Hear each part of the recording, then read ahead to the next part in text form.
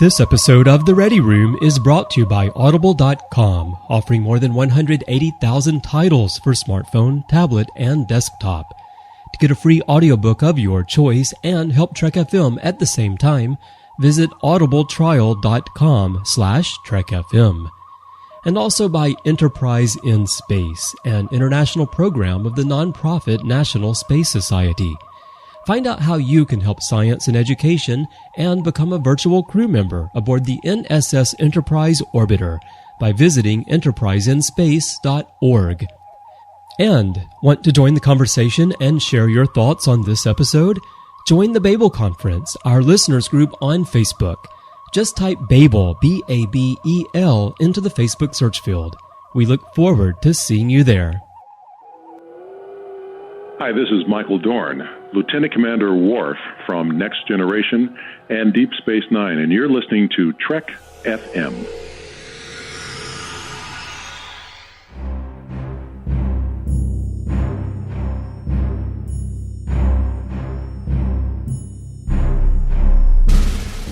Welcome to The Ready Room, show number 216.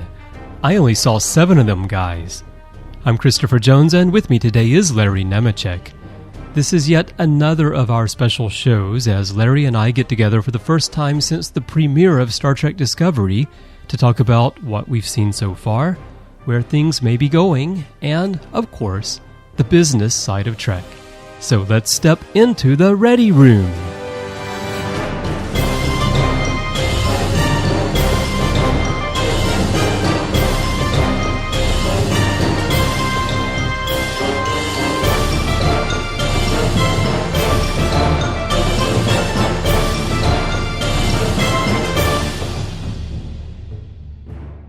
Well, hello, Larry. It's been a while since you've been here in the Ready Room, and a big event happened since then. Discovery premiered. Oh, I thought you meant you'd remodeled. No. Well, I did that Discovery too. Yeah, Discovery, that thing, yeah. I did make a few additions to the Ready Room, Larry. First of all, I'd like to know, do you like my bowl of fortune cookies? They're exceedingly crunchy.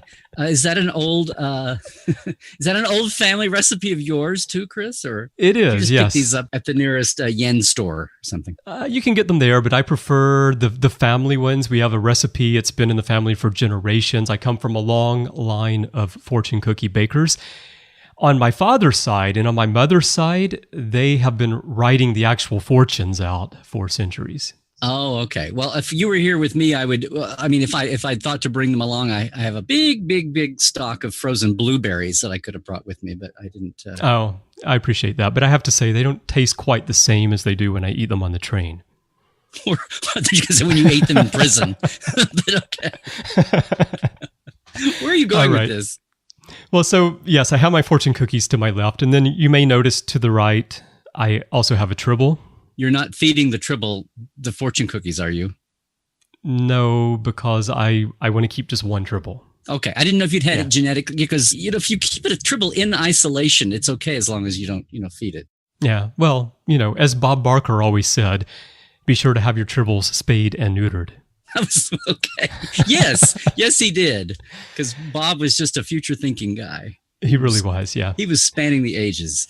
All right. So it's been a while since we talked about Discovery, and we did it before the cons and, of course, before the premiere. Wow. That was the ancient times. Exactly. But it was at a point when we did have real news, so we could really speculate. And now that it's out, we've seen the first 3 episodes. I've seen each of them 4 times, and I think you've seen at least the third one 9,000 times, you told me on the other side. 47,000 times, yeah. 47,000 times, yeah. We can actually talk about what we've seen. One thing that I've done, Larry, for our outline is I went back and I looked at our chapter titles from the last episode of The Ready Room when we discussed Discovery.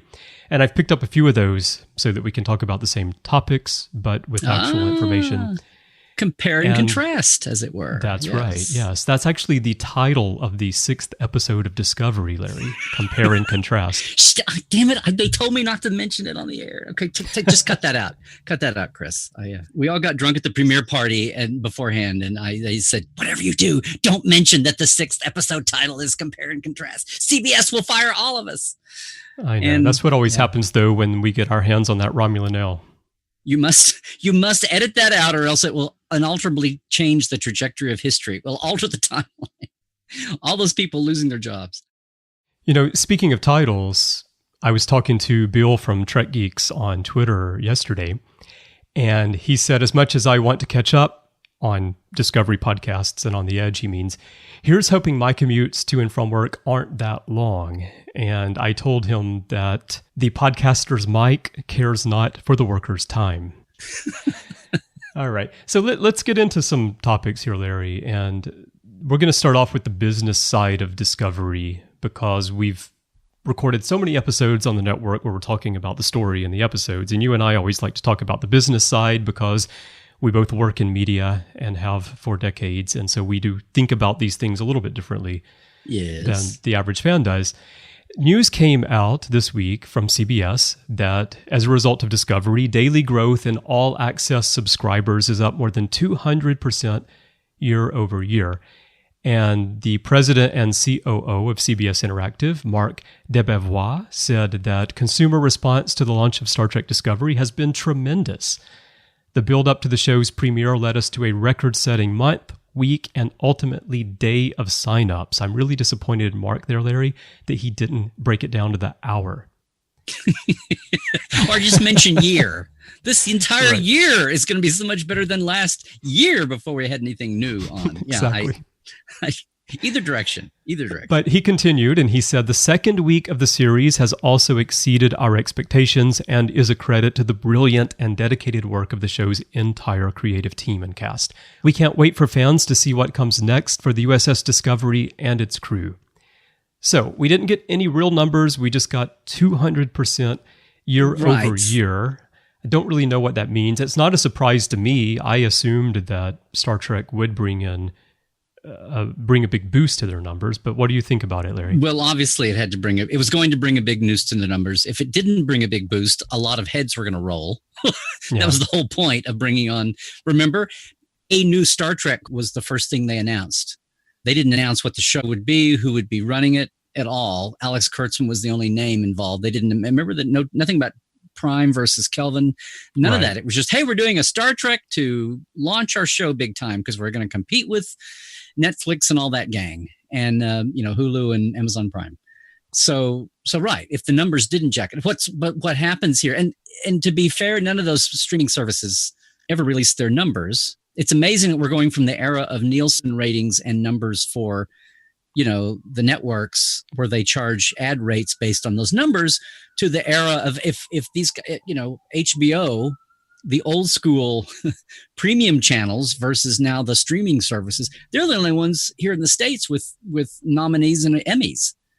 Maybe some of the sitcoms still get some network guys, but all the Emmys are being nominated and won by all these streaming and premium channel people who don't care about ratings, which is part of the formula on Discovery. But we've gone from numbers transparency to no one knows. And that's why that study where Netflix talked about the top 11 episodes, rewatched, that shocked everybody.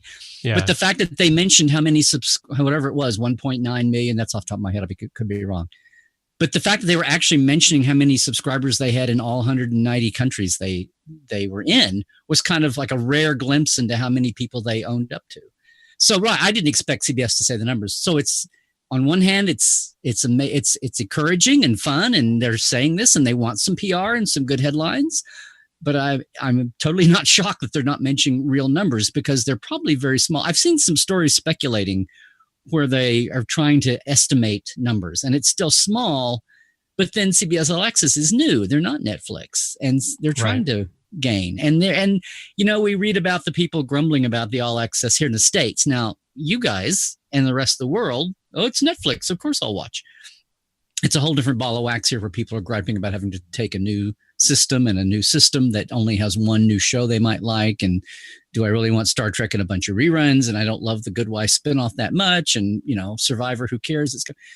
But it's obviously spiking. I mean, I finally did. A lot of people are. Probably a lot of people are getting groups and having watch parties and getting together on somebody's, like an NFL game or something, or a college game.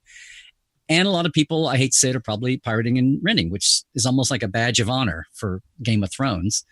Yeah. So no surprise there's no hard numbers there. The fact that it can double, but somebody said, well, double one is still two. I mean, amazing how math works like that. People, yes, talk to politicians and people in PR and corporate marketing about how you can. I'll take that one more vote. Yeah. Fun with numbers, right? But anyway, it's of course they want to put that out and say that. What's interesting, are we going to get to the part about the 9th episode or? Yeah. So before we do that, I heard someone mention this elsewhere, that it is likely, they feel it's likely, and I don't remember who said this, that CBS may eventually release numbers because of the fact that it is a traditional network and normally you do know the numbers for programming, and so they might do that. But then again, when I think about it and listening to what you're saying here, they might not, because this is a streaming service, so they might treat it differently than they did their previous programming. So we may not find out for sure what these numbers are. Right.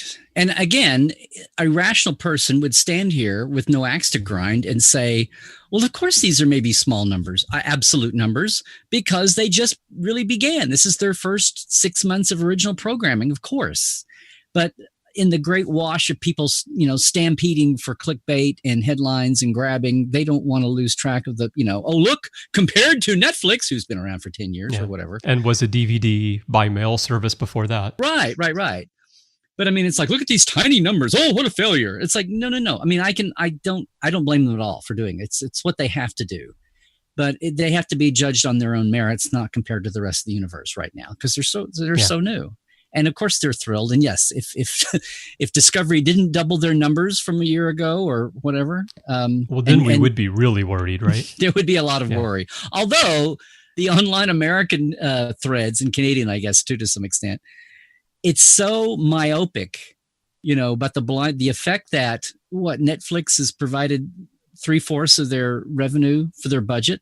I mean, we forget that, and people have even speculated and said, what if not that Discovery fails, but that Discovery fails to deliver the numbers for this new CBS arm, aside from people losing their jobs?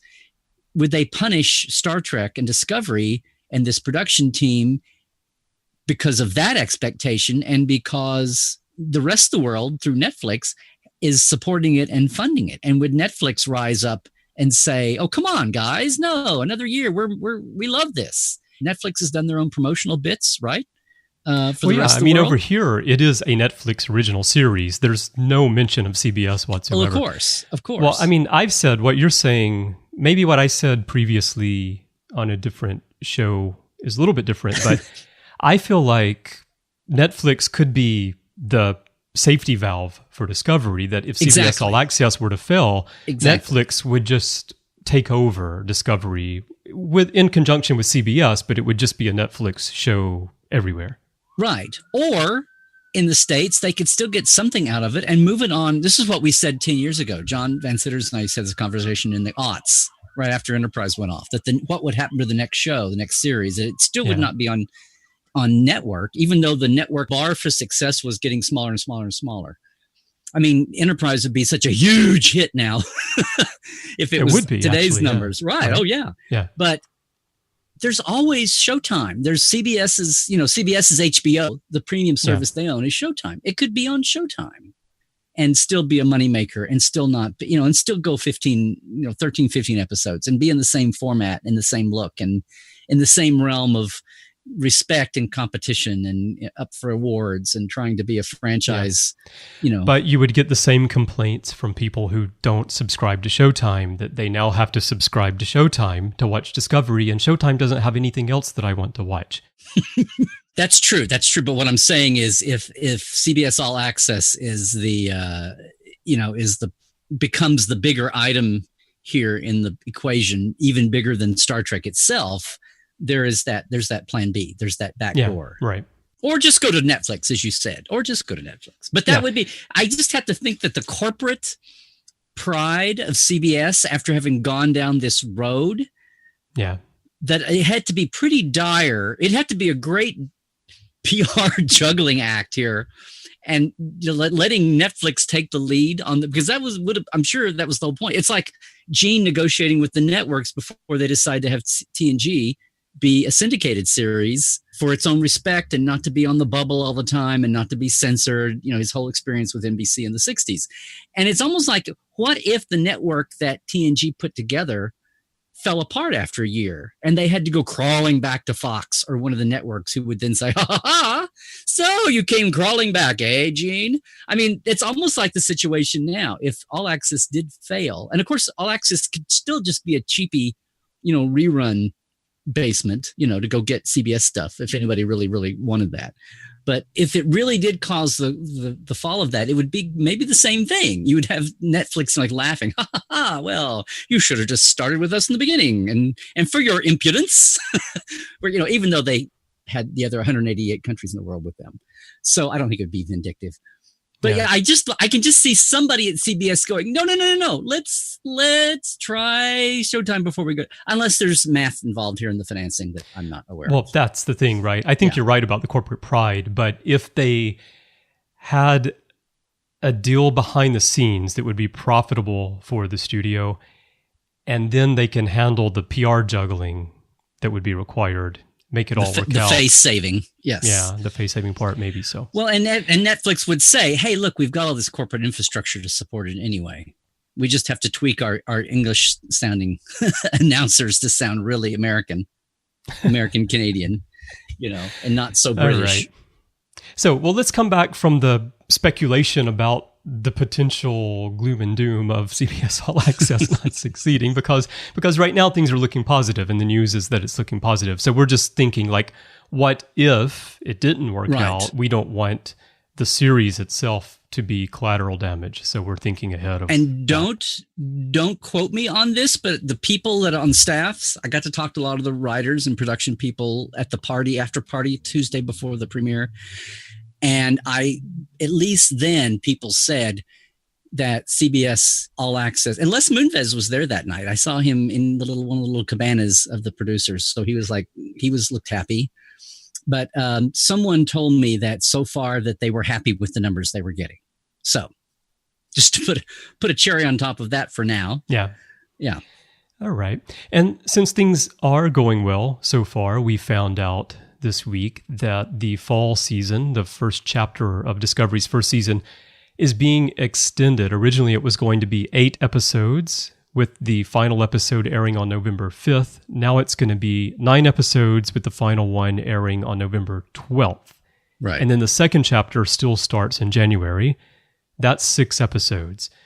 Refresh my memory, Larry. Was the plan 8 plus 6, or was it 8 plus 7? Are we getting an extra episode? No, or it was 15. Is one of them being moved up? It was originally announced as 13, and then they went to 15. Right, and then after they had 15, they announced 7. I'm sorry. Then after they announced the season debut, they said 8 weeks. So it was going to be 8 and then 7 in the spring. So all they're doing is shifting. That's what I was thinking, but I couldn't remember for sure. So we're not getting an extra episode. We're no. They didn't wake up to decide they should. Up. Right. There's not 16 hours now instead of 15. Right. Exactly. Right. Okay. Right. They've just shifted one forward, which is interesting to me. Is that a natural, the arc of some storytelling? Is there more a natural, what do they call it now? The fall finale. Is there a more natural mini cliffhanger moment after 9? Or does this have to do with the vibe of selling subscriptions and the momentum of sales? You know what I'm saying? See, I don't think it's that, because everyone who's going to sign up for CBS All Access is probably going to be on board by the 8th episode, I would think. Maybe not. You wouldn't think that one episode was going to be a difference, right? Yeah, I don't think that there's a bunch of extra money to be made by giving people one extra week in the fall to sign up, especially when you hear so many people who are saying that they're going to cancel their subscription in November, and then they're going to start it back up in January because they don't want to pay it's sort of like what I do with my ESPN game day package, how I watch college football. I keep it during college football season. I don't pay for it during the rest of the year because I'm not interested in collegiate ice hockey and lacrosse. When I used to have to buy, right. When I used to have to buy CBS's sports audio for my Sooners, it was just audio. It was like the local broadcast. And CBS, yeah. And then 2 or 3 years ago, it went away where now I can do it free online, which is amazing. But I would keep it for 3 months and then cancel after. Yeah. So given that people are going to do that, and I'm sure that CBS is already anticipating that this is going to happen, I think any good business person would in this situation. I doubt it's that. I think it's more likely that there's something in the story where they need that extra episode in the first half to make the story work. But when I first heard the news, it also made me wonder, in the original plan of episodes, are they inserting some new part of the story that they hadn't planned before? Because as they're writing and filming, they realized that we need to tell this extra little bit. Like with Star Trek Beyond, they introduced the whole bit with Kirk meeting the Admiral. That character wasn't in the movie, even when they shot it, and they went back and they did recuts to bring that story element in. Is it something like that where they've needed to add a little bit to the story and extend it one more episode? Or was all of the story planned already, and for some reason they've just decided that we need to tell that 9th part before we go on break so that the story flows better? Well, yeah, right. It's a more logical break. It's a more logical mini cliffhanger. Yeah. I hope that's what it is. I assume that's what it is. I thought of the financial end of it. I didn't really see. It's like, well, I've been hanging on for 8 episodes wondering, but damn, that 9th one, sign me up. Yeah, I'm going to sign up now. I'm going to binge watch the first 9 episodes, and then tomorrow I'm going to cancel. Right. I'm going to stay up all night, and I'm going to watch everything up to this point. I'm going to call in sick to work tomorrow. I'm going to get up around 2 p.m. I'm going to cancel my All Access subscription. And then, let's see, January, 6 episodes, mid-February, I'm going to do it again. So what just flashed in my mind is like 10 years from now, or maybe 5, the way the pace of life is picking up. And we're going to have some really old-time fan like, an Enterpriser, a boomer, who will say, yeah, you kids in your 15-episode seasons. In my day, when we binge-watched a season, it was a day and 2 hours. It was a Bajoran day we had to do to get all 26 in. You and your wimpy little 15-hour binge watch day, that's nothing. You can get up in the morning and go to bed at night. Yeah. Anyway, I'm just waiting for that day. Mark my words. I said this on, October 6th, 2017. You were there. Okay, so that's the news. CBS All Access doubled their subscriptions, and we're getting a 9th episode in the first half. All right, let's move on and talk about some of the story elements. Another thing, in our last episode about Discovery, we had a chapter called Ancient Klingon Secret, and we were speculating on whether these Klingons might be different Klingons than the ones we're accustomed to, and that's why they look different. And now that we've seen the show, we have seen, of course, T'Kuvma and Voq, who could be the albino, and we've seen these other Klingons he's gathered on his ship, and they all have a certain look. And then the 24 houses, they all come to T'Kuvma when he lights the beacon.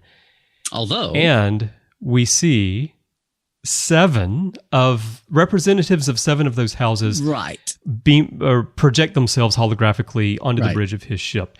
Now, I was reading some comments, and someone made the statement that the writers lied to everyone, like blatantly lied before the premiere to try to get everyone to be quiet about the Klingon controversy by saying that these are different Klingons. And because all the Klingons we saw in the first 2 episodes looked like T'Kuvma or similar, they had some differences, but they all had a new look. That was proof that we've all been lied to. Right. But we only saw 7, and there were 24 houses. So there are representatives of 17 houses that we haven't seen yet. I thought I'd heard someone actually say that there might be a smooth head or a hairy headed one in the background somewhere. And believe me, I was sitting at the premiere in that big theater at the Cinerama Dome, scanning those 6 or 7 faces in that holo meeting, right?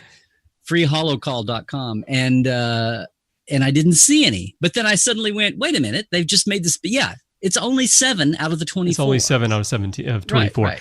And I think that's what a lot of people missed. Not everybody, of course, but some people did. And I was pausing it on Netflix and looking at every one. And there's this one, and they actually named this character, but I don't remember the name. But the forehead ridges, they kind of protrude out, and they almost look like a crown.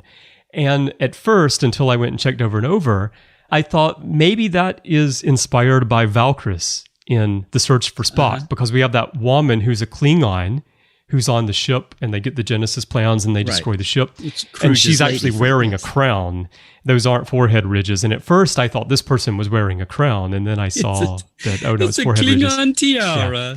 So that was yes, that's right. A Klingon tiara. That's a connection that was not real. She actually did win the Miss Klingon beauty contest. Right. Out of Atlanta. Yeah.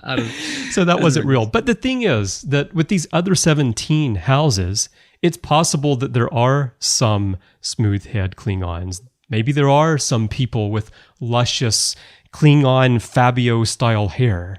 Who knows? Cafabio? Cafabio, yeah. Cafabio, yeah. Or Fabio, with an apostrophe after the Yeah, well, no, we don't know yet. So no, we don't. And I was... and just because people, I guess there's a limited quantity of how many you can cram into your holo viewer. But just could you imagine if there had been 24 Klingons projected in front of Takufma in that little space? Wait a minute, it's like the Gideon of Klingon space. That would be great. Yeah. And they're all wearing tights. No, you know what? Here's the funny thing though. I'm watching this on the big screen. Everything is unspooling for the first time. Boy, I've been saying unspooling a lot. That's old. That's kind of analog technology, but it's a great verb for reviewers and critiquers. Anybody remember? So when I'm watching it the very first time, I was like scanning the 7 heads, looking, and of course they're holographic-y, so they're kind of fading in and out, and they're all fuzzy anyway. And I'm like, but I'm looking at the noses and the way that those 2 like nostrils on the side of the bridge, like where the Bajoran ridge would be, only on the sides it's holes, which is different. But anyway, I'm looking and not seeing and not seeing and not seeing. And I had that first thought, wait, there's only like 7 of them there. 17 aren't here. And then I swear to God, I had Jojo Krako's voice in my head going, wait a minute. I only saw 7 of them guys in that holo meeting. So yeah, that's how bad I am. But it's the point. It's still the point. Yeah. So there's that point. And just quick take, because I haven't heard your quick take after actually seeing this. How do you feel? I mean, does the new look of these Klingons bother you in any way? Does it take you out of the story? It doesn't take me out of the story. For one thing, they spent 6 months starting with the leak. I went back and found this. Remember the guys, the Instagram from the Extra that leaked the big mass picture of Klingon that set the world on fire to begin with? That was February 10th-ish. This year. It's like, wow, it's been 6 months since the great Klingon Extra leak. But it's like people have had 6 months to get ready for this. And one of the things after I kind of went, at first, my Canon smoothing kicked in. And I've said for years about that, they could do it all Klingon series and call it Game of Houses. So I'm really thrilled to see I think I said that before. So I don't know if that penetrated Bryan and then Aaron and all of them after that, but I'm glad to see but that explanation is apparently if that wasn't their initial intention, it's going to be really interesting to go back to the history of the show and see what happened between the pilot writing and then the episodic writing after it. But if that wasn't the original intention, it's what they've embraced and adopted and talked about publicly, like we just said. So 24 houses. I even wonder if the 24 houses was part of the original concept or if that became an added thing. I'm going to be very curious to flesh that out eventually. But in the retconning of things or the smoothing things out. But I've always thought the Klingons were ripe for some diversity, some species diversity. We've been saying that for months. And then finally, I think Aaron Harbitz leaked, quote unquote, that a few weeks earlier and said, you're going to see Klingons we haven't seen. But he kind of came out with the official line and said, that's as we were talking. So no, I was ready for it. I mean, it's very organic. It's very, what's the word I want? Not Baroque, But if you think about it, if you go back and think of how odd the original Sword of Kalis looked on DS9 when they broke into the old Herc, encampment in the Gamma Quadrant and found the stash of Klingon bits. Yeah. If you remember how ornate the Sword of Kalis looked compared to your standard clean chromy looking, batleth with the leather grips. It's like this is that on a movie budget, on a big budget. But I thought from the beginning, and seeing the pieces at the exhibits live at San Diego to Vegas, that I could see them being connected to Kalis. And then when they started talking about this is an ancient sect of Klingons, I was thinking there was some. I thought that pod, the esophagus that we have now, that wound up being the coffin. I thought it was going to be a Botany Bay canister or something, or a 37's tube or something, a stasis kind of thing, and it wasn't.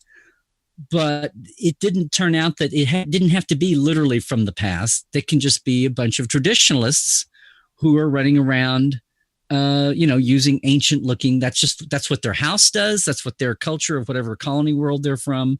That's just what they have kept to and have not adhered to the cleaner looking, so all of that's in there. It's all texture. And then I haven't read David Mack's novel. We haven't got to this yet, but there's a lot of retconning going on there. And I'm sure by the time the game people, STO, and all the novelists and all the reference people get finished smoothing off the round edges, things like this will happen. But nothing really took me out of. I was surprised at how slowly they spoke, and how much they gave it up to the all Klingon. How much time they spent with the all Klingon. It didn't annoy me. I was just kind of shocked that they were allowed the freedom to do that. Yeah. Because it did make it just seem more alien. The Klingons seem more alien than they've ever done before. I even thought the JJ aliens just looked like, oh, look, it's Klingons, and we put some. I thought it was more funked out with the little head jewelry. It was trying to look like punky biker gang, like they're all Dennis Rodman fans or something like that. Right. It was trying to be some no rock statement rather than Klingons. Right. I'm fine with it. I just do want to see a bald head. I mean, I want to see a hairy head, and I want to see a smooth head at some point. Even if they're just lurking in the background, I want to see one. I'm going to trim that little statement right there out, Larry, and we're going to use that as a sound clip on the network now, just out of context. Larry saying, I want to see a smooth head, and I want to see a hairy head. You had Picard for 15 years. What more do you want? No, I'm true. Yeah. And one thing you've missed, Larry, is that the 24 Houses of the Klingons may be the sneakiest ever 47 reference in Star Trek, because it is half of 47 plus 1. I did not think of that, and you're absolutely right. So, and they only saw 7. So the last digit of 24 is 4, and then with the 7, because you drop the 2 because it's the first digit. Yeah, exactly. Or something. I mean, duh, right? Right. Can't believe no one's talked about this yet. Oh, okay. Well, we'll just set the tongues a-wagging. So the language, Larry, I did want to ask you about that, because it is slow. And I've heard a lot of people comment on how slowly they speak, and whether it's being done because they're struggling with the pronunciation of the language, or they're struggling with the prosthetic teeth, or if it's the type of speech that Takuvma is giving, that's just the way he is speaking. Like you might hear a politician on Earth give some sort of speech where it's very slow and deliberate. Mm-hmm. And it is drawn out. For me, it's interesting because I have a degree in language and I studied linguistics and all this in university. And so I think it's interesting when they do use alien languages. But it goes on for so long here that I can see where for a lot of viewers, the pacing might be too slow, and you might feel like the story's taking too long to unfold because of it. It's, reading subtitles is one thing, but there is something to be said about the way they've done it in Star Trek in the past, where they've had aliens start speaking in the alien language for a moment, and then they switch it to English. And so in your head, the idea is that they're still speaking in an alien language, but so we can be more invested in the story, we're going to switch it over to English. Well, how do you feel about the difference in the two? I was aware of all of that. I mean, my back 10% of my brain was going, wow. It wasn't so much they're talking too slow, I hate it. It was more like self-analytical of, wow, I can't believe they were allowed to do this much that they were allowed to do this much, that there weren't forces bearing down saying, if you go on with this much subtitled Klingon and they're speaking this slowly, we're going to lose half the audience before the second commercial. But it's like there isn't, well, there's technically a second commercial, but you're paying for it, supposedly. So you're going to watch the whole show. I just kept marveling at how just what a bold, ballsy move it was. I mean, it's, you would not have done that in the old days, but the old days, quote unquote, air quotes, were all on commercial TV. And again, I mean, if you watched, I didn't watch all the episodes of American Gods, but I mean, the pilot of American Gods that Bryan did, you have to have all kinds of patience. And I think that's a hallmark of a lot of the streaming shows. People are used to being in season, 47 of Game of Thrones now, or whatever the current hit is now going to be next. But people forget about going back, unless you have, some nudity and rapes and things happening to keep people's attention or whatever. But a lot of these shows, they don't care that they start off slowly because they assume that you're watching them on purpose and you're good. It's almost like, that if you turn away now, you're going to miss the next thing. But it's almost like they're snubbing the whole old commercial framework. So right. And they're getting away. It's almost like Gene having all the naked people the first 2 or 3 episodes of Next Generation just to snub the fact that he was syndicated and had the freedom. I think this is a little more grounded in the story than the Ito were. Right. But I just think there was that element going on. I just think that they're like, no, we're going to make not at the risk of saying that the Enterprise finale was going to be a Valentine to fans and having it blow up in their face. But I think having the Klingons be the most alien slice of Klingons you've ever seen and getting them back to, there's some bit to this. There were some comments about, and maybe this was Bryan back in the early days of this, talking about how the Klingons had almost become honor buffoons or something, and how getting them back to being really as scary as the Borg were at the beginning, really having them, terrorizing and murderous and alien. And that definitely happens here. In fact, let me just say one other thing. What really got me about the whole Klingon look and language and this subtitle bit is when they finally do talk, and they're talking to Georgiou, I think. I don't think with Burnham. Well, and also to the Admiral. They break out in English. Yeah. So, and they're doing that. They're doing that intentionally. I mean, they have translators. And the English sounds like someone who's not a native English speaker. Exactly. Right? So which is different than past Star Trek. What really came across to me, because of that long, laborious buildup of so much Klingon, and at that speed, that when they switched, what it told me was, these are not a bunch of country bumpkin Klingons from the hinterlands, that they did have first contact 100 years earlier. They did have English, they had Archer English in the databanks. They could go back and translate. The culture had the information. This sect, this house, these houses had kept up with it, and that T'Kuvma was a charismatic, smart enough, intelligent enough entity, that he was a pretty fluent English speaker to turn it on like that. Right. And then on top of all that, as he was doing it, I almost got the vibe of he was like condescending. It's like, all right, I'll speak your crappy little backwards, especially when he's going on about, and it's the political message in the bit, when he's going on and on about your federation where humans and Vulcans and Andorians and Tellarites are all living side by side. It's so disgusting, and you've lost the purity of your peoples. And he's bringing that nationalist, message. That's the kind of the political commentary, the us versus them that's there, and diversity is bad. Forget Idic. But it's almost like by him breaking into English and speaking in her voice, he not only proved his own intelligence and the intelligence of his whole people and his culture, but he was able to bring to me, it was like condescending. It was like, I don't need a translator. I can speak your pathetic little pitiful stupid language. I don't know if that was the intention or not, but it came across to me, and it came across because it worked. It worked. And of course, since he had it was a little like Hitler talking to Chamberlain at Munich. It was kind of like or Kirk talking to Khan. Here it comes. I mean, it was like the guy with the plan who was about to unveil, and I'm going to lead you on here, the way he did Georgiou before they lowered the hammer. Yeah. Well, and the Admiral too, because the Admiral, Right. he presented his position to the Admiral like, okay, yeah, we'll talk. And the Admiral thought, yes. I've got everything. Yes. It's going the way I would expect it to go because I'm the Federation. And the whole setup of the wait for it, we come in peace was really, you saw that coming, but it was really, even though you knew it was coming, it was great. It was a great moment when it came. So I thought that was set up really well. Yeah. That's a really interesting point about the language and how it plays into the relationship. Right. Yeah, because you think of like Takuvma and this group as being ancient and disconnected from the Klingon Empire. But like you said, the fact that not only are they aware of Federation Standard or English, but he has actually learned to speak it, shows that they are still connected to the current events of the Empire.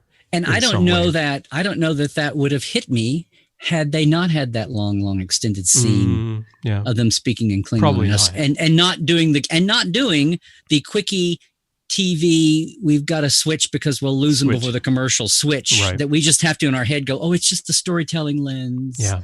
They didn't suddenly in their own language switch over. Yeah, it's interesting. The one drawback to it that I noticed, I thought of right away, is that if you're blind and you're a Star Trek fan and you can't read those subtitles, you're lost completely as to what's going on in this story. And we have a number of blind listeners to Trek FM who have asked us, can we get a transcript of what's being said, because we have no way of knowing. And it depends on where they are, because I know that one of our listeners, Paula in the UK, said that it's read out to them, so she can still get the subtitles. I was going to say they don't have an audio. But in it depends on where you are. I think in some systems it's not read out, and therefore you wouldn't know. That comes for me from advertising and doing copy for video ads and such. Right. The idea of putting text on screen that must be read, especially in television commercials, generally not a good idea if you want to get your message through. But here it's a huge balancing act, right? Because everything you just talked about, which makes it a very interesting story and a different kind of story, the only way you can accomplish that is by doing what they've done. So, you can't satisfy every possible scenario. Right. It's interesting. One thing that I've mentioned in social media, and we talked about it on the other side of the room, is the fact that on Netflix, you can actually switch your subtitles into Klingon, and they've actually translated the entire script for every episode into Klingon, and you can turn it on, and even as the Starfleet officers are talking to each other in English, you can see the Klingon at the bottom of the screen. I had missed this, and I had my very first European primetime Portal 47 Ask Dr. Trek Roundtable telebriefing last week. And I had a lot of the Brits and an Austrian and a Swiss member all on, and some Americans. And they brought that up. And I was totally gobsmacked. I did not know that. And the Americans, our American portales, didn't know either. And we were all like, oh, and we like, where did that come from? Did Netflix pay for that separately? Because if it was a CBS, if it came out of the central production hub, it would have been equally available to everybody, unless CBS said, no, we don't want it, which I can't imagine. If it was paid for, they would certainly take it. So it had to be Netflix. Although one question I have, and I have no way of knowing this, someone will have to test it. So in the US, typically English and Spanish, right? Does CBS All Access have the ability to carry more than 2 languages for subtitles? I don't know. I already have my problems with All Access only because it ain't Survivor, it ain't reruns of I Love Lucy, and it ain't The Good Wife, The Good Life, The Good Fight. Because I want to back up all the time, and there's no micro pause, there's no micro fast forward rewind. Oh, really? And it pop. I mean, I've already was told when you're watching on a desktop, it keeps wanting to go back and take you back into the menu of all episodes. If you leave it on pause too long, it wants to jerk you back to the blue screen. It's much better on the tablet. I haven't watched on a phone because I'm not going to kill myself, but watching on my iPad. It would pause, but if you can't, you got one slider bar. There's no control panel for backing up slowly, backing ahead, or even small bits. And it's like, it's hard to get if you get only 2 minutes behind, you just want to see, you just saw something and you just back up to it. I miss my old forehead VCR with the micro pause and record on it, because all I want to do is do that. They're missing the boat for the Star Trek audience if they don't at some point bring that into the control interface. So they need to do that for sure. I mean, that's a huge oversight. I wonder if you have Apple TV and you're using the CBS app on Apple TV, if you can tell Siri, go back 30 seconds, or what did he say? And it will jump back and turn on the subtitles. That's how Apple TV works. I wonder if that works with CBS All Access app on Apple TV. I have not brought CBS All Access to our big TV yet because we're in the middle of changing. You should try it on Apple TV if you have an Apple TV. I'm still in the middle of the Apple TV Roku or what decision right now. Apple TV, Larry, Apple TV. I know. What's the debate? You're talking to the Apple guy from 1988. So, okay. That's not right. star dates. That's Gregorian. Well, let's move on from Klingons and talk about Sarek and Burnham. We had a chapter in our last show called Sarek and Burnham's Vulcan Adventure. And one of my feelings, I've been asked, what do you think about the fact that Burnham grew up on Vulcan and she is Spock's half-sister, or at least adopted half-sister. And until the third episode, we didn't really know if she had actually been adopted by Sarek and Amanda, or if Sarek was just taking care of her. We do find out in the third episode that, they were her foster parents. And the question has been a bit whether this is a gimmick to tie it into the original series. Like, it's not enough to have a human who was rescued by Vulcans and grew up on Vulcan. We have to tie it in that not only did that happen, but she was part of Spock's family. Like, is that necessary? So that's the first question. Well, you could make that case. Like, how many other Vulcan parents do we know running around on Vulcan that would give it an emotional tie-in? Now, on one hand, there are a lot of people who are incensed when Cybok just popped out of nowhere, right, in 1988. Like, what do you mean? Yeah. Spock's got a half-brother. We never knew about this. And well, that's why everyone was wearing seatbelts in the movie theater that summer, Larry. Yes. Since they disappeared from the bridge of the Enterprise when they were there in the motion picture. Not seatbelts, but seat clamps, lap restraints, or whatever. This is not... maybe it's just because I've been through the mill with Cybok. I think the year we're talking about, this was way before, somewhere between Spock and Sarek being estranged for all those years that we see them get back together in, and people, I don't even remember talking about this with Star Trek V, but the Vulcans have lied so often by omission. Yeah. I go back to, like, whenever people get the ultimate thing in Star Trek, when anybody gets their panties in a wad about Canon, including me for 5 seconds, I go back and go, guys, the Vulcans told nobody about Ponfar, for the record, in the Federation database of members for 100 years. They only told Droxine, Larry. Somehow Droxine knew. Well, but then Enterprise gets back to T'Pol, okay, and that bunch, but still, for the record, outside of the lounge, like late night, coffee hour or whatever, Ractagino, whatever they're drinking, outside of the little personal circle of people that remembered the short, bald-headed orange guys and forgot to get a name, so nobody made a first contact report. Okay, in that loosey-goosey they're the time, Munchkinites, right? Right. Look, the record keeping of pre-Federation times was not that great. Okay, they were not very good. Yeah, it's like really sloppy record keeping in pre-Federation times. Quit finger pointing at the eugenics wars, guys. Quit making fun of the 1990s, because apparently the 2150s were just as bad. But well, Larry, all record keeping prior to the founding of the Federation was done on Wikipedia, right? So it was only about 60% accurate, right? Oh, okay. I thought you were going to slip in Memory Alpha there, Chris. But okay. They just weren't listening to the United Earth podcasts.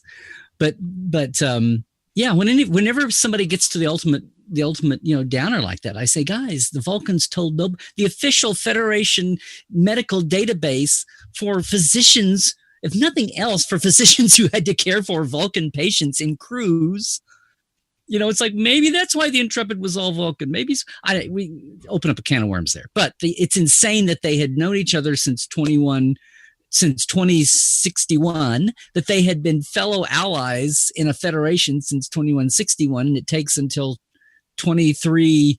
100 years. It's 100 and something 106 years before somebody on the record finds out about Pon farr. And it has to be Spock, the half-human Vulcan, explaining it to his human doctor, Right. So Vulcans and secrets. I got no problem with Vulcans and secrets. Sure. If the culture can do that, personally, it's like, oh my God. But the other component to the question, that's part of it. Like, does it make sense? Is it a problem? And I've said, no, it's not a problem that we didn't know about it. That's, Cybok, Journey to Babel. Right. Pon farr. Spock has a wife, all this stuff. But inner eyelids. But is it necessary? That's the other part of the question. Like, could they have just told this story without having that hook?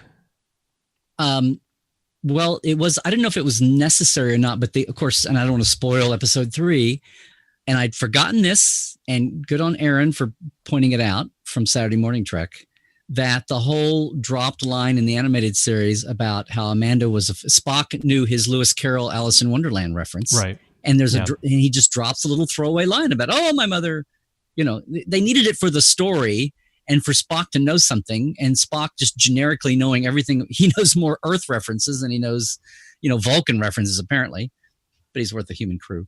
And for them to drop that line as a little throwaway explanation, oh, my mother was a great fan of Lewis Carroll. Well, for them to come back to, because it works really well here when she's running away and she's in the Jeffries tunnel, and it's up is down and down is up, and trying to get her footing with Lorca. And whoever stumbled upon that as the metaphor they wanted to use, and then they made it physical by her zooming through the Jeffries tunnel and down the chute and all that, made it very Alice-y. And then for that to be the little metaphor that she quotes and thinks of, and then to come back to, and then at the end there, I didn't see it coming. And I didn't get it. I thought they just dropped it in. Oh, and it's how they mention Amanda. But then for Aaron, and kudos on you, Aaron, you got me there. I would have got it eventually when I was scouring the episode, but up front, it was like, oh, now that's not a need. It's not like we have to have a Lewis Carroll Alice in Wonderland reference here. What can we do? Well, we were going to invent this Vulcan couple that were her foster parents, but why don't we have it be Spock and Amanda, since Amanda was already on record as being a human, So I don't think that's the deal breaker that said, oh, of course you should have done that. But I'm fine with it. Sarek was, apparently there were only 18 actual Vulcans living on Vulcan, and Sarek was a leader. So of course he got all the important foster kids to raise from human parents. Of course they did.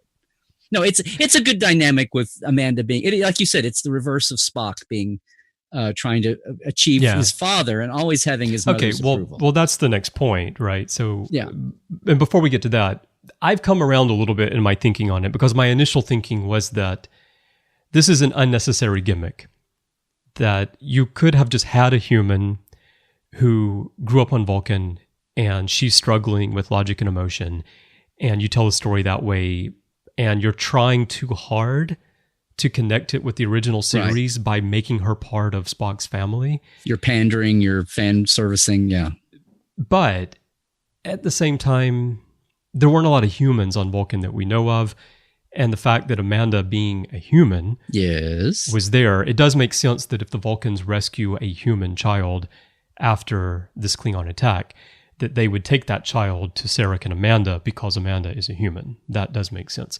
So I'm coming around a little bit on that and thinking that, okay, well, yeah, I guess, yes, it does give you that connection that you feel is necessary that might not be, but logically it does make sense. And back to the beginning. Now, this is what hit me. The minute I saw the casting news, they're going to have Amanda as an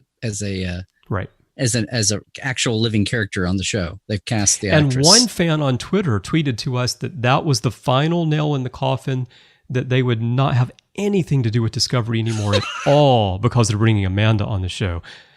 Can I just say, when Bryan was first, and this is what I immediately know, it was one of the first things they said. One of the first things, when people were scrambling for crumbs, people were crying for any details. When the fact that Bryan said, we'll have robots at that very first Comic-Con press conference. And people were like cringing. They were like scraping, begging for crumbs. And he was dropping that. And maybe the first interview he actually gave, day one, Bryan said, I've always loved Amanda as a character. Well, why would he say that if he wasn't? Then when they announced James Frame playing Sarek, I was like, did they just decide to flip it and have it be Sarek and not Amanda? Yeah, he pulled the old switcheroo on us. I love Amanda, so I'm going to bring her husband on the show. Right. So the fact that she mentioned her and the Lewis Carroll Alice connection there, I was that's interesting. Okay, so they're still lingering around with Amanda. And then when they announced that they'd cast a living actress to play a living character, I was like, ha. See, one more thing before we leave this.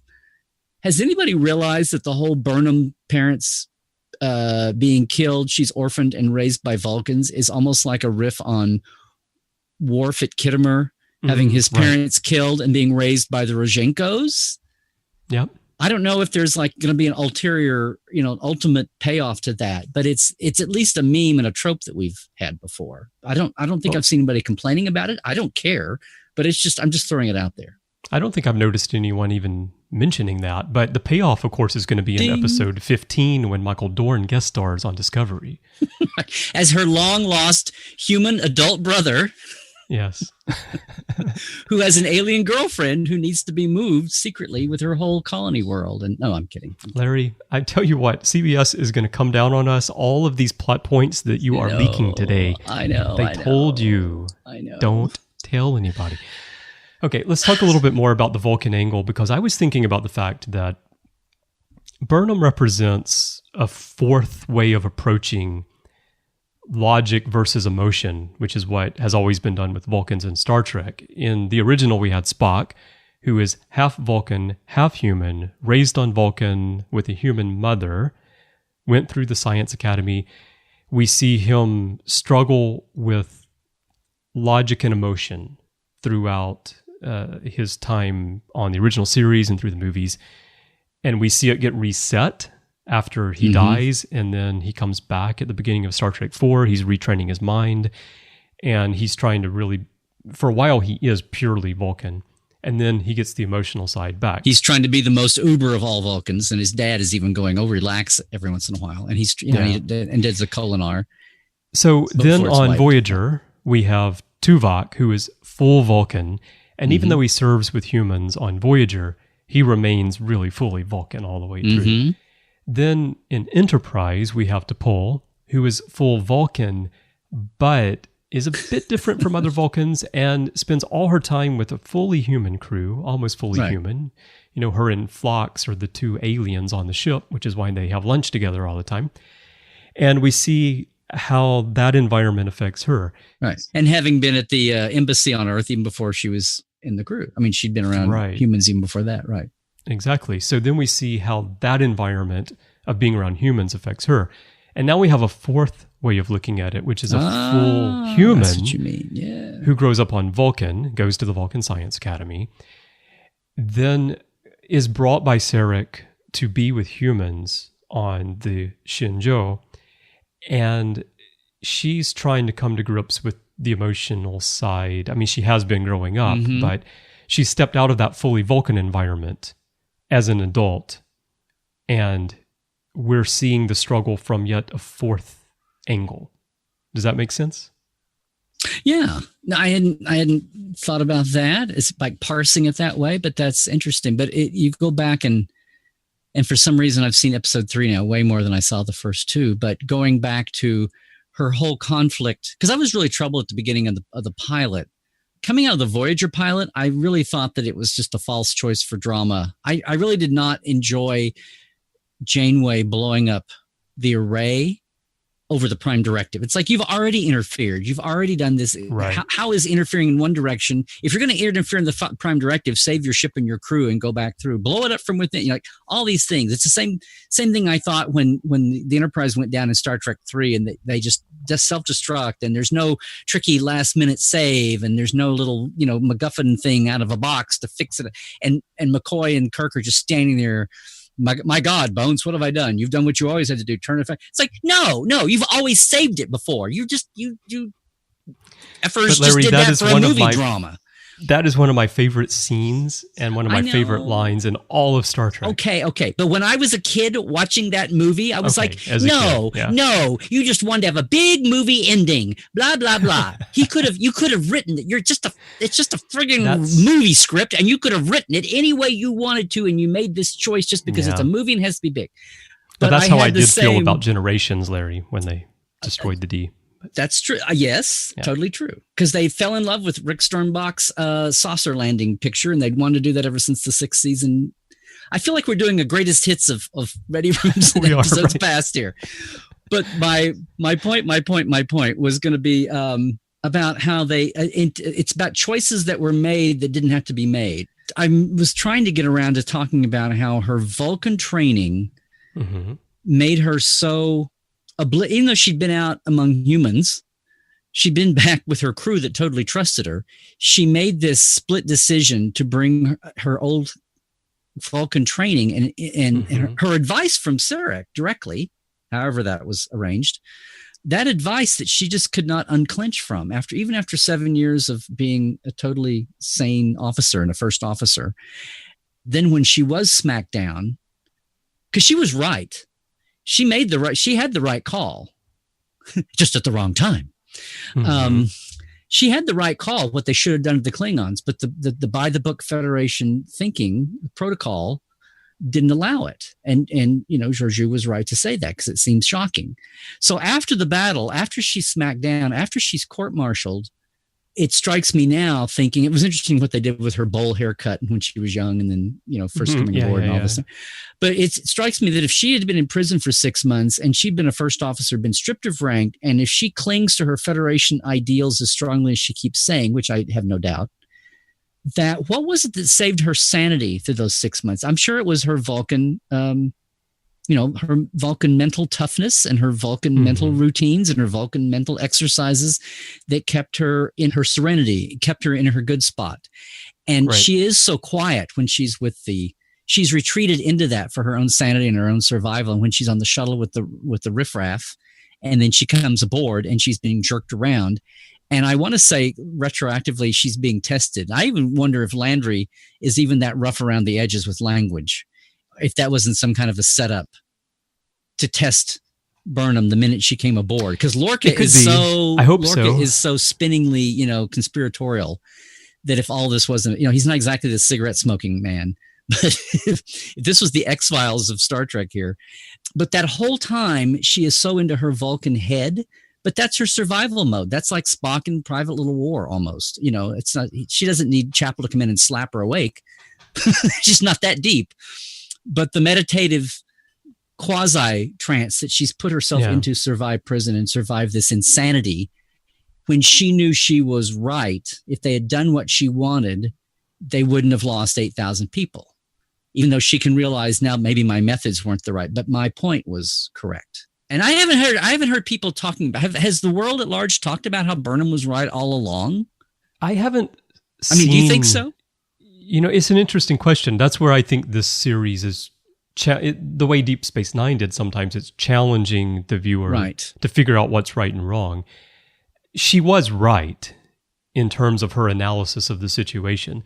The question is, as an officer, was she right in trying to take the action over the wishes of her captain? And she thought she was looking out for the good of the many to outweigh the good of the few or the one. Exactly. Yeah, exactly. And that's where the Vulcan part comes in, right? She was more concerned. She tells Georgiou, I'm trying to save you. I'm trying to save you all.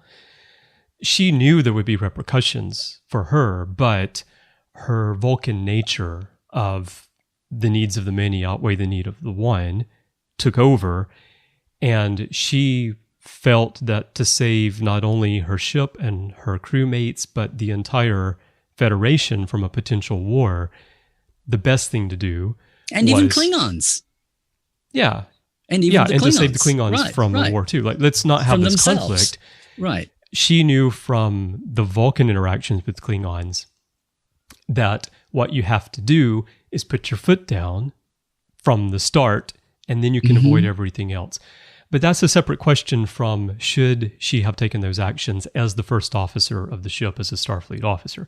Most of the reactions that I have read have been that she was wrong to take the action because, as a Starfleet officer, she should not be going over the head of her captain in that way. Right. But, I don't know if there's a right or wrong answer. It depends on who you are and how you're looking at the situation. Well, it strikes me that basically the good of the many outweighs the good of the few of the one phrase is basically big picture thinking. And the Vulcans, I guess, are the big picture civilization at times. I think sometimes the humans get there because obviously it was the humans that brought everybody together in the first place. The Vulcans and Andorians hadn't been able to get out of it. The Vulcans aren't the end all be all of the cool kids. But yeah, and that's a case where the big picture, her DNA or her adopted DNA kicked in and she just couldn't shake it and she was caught up in the moment. Well, you could also say her culture kicked in because at this point... That's what I mean, yeah.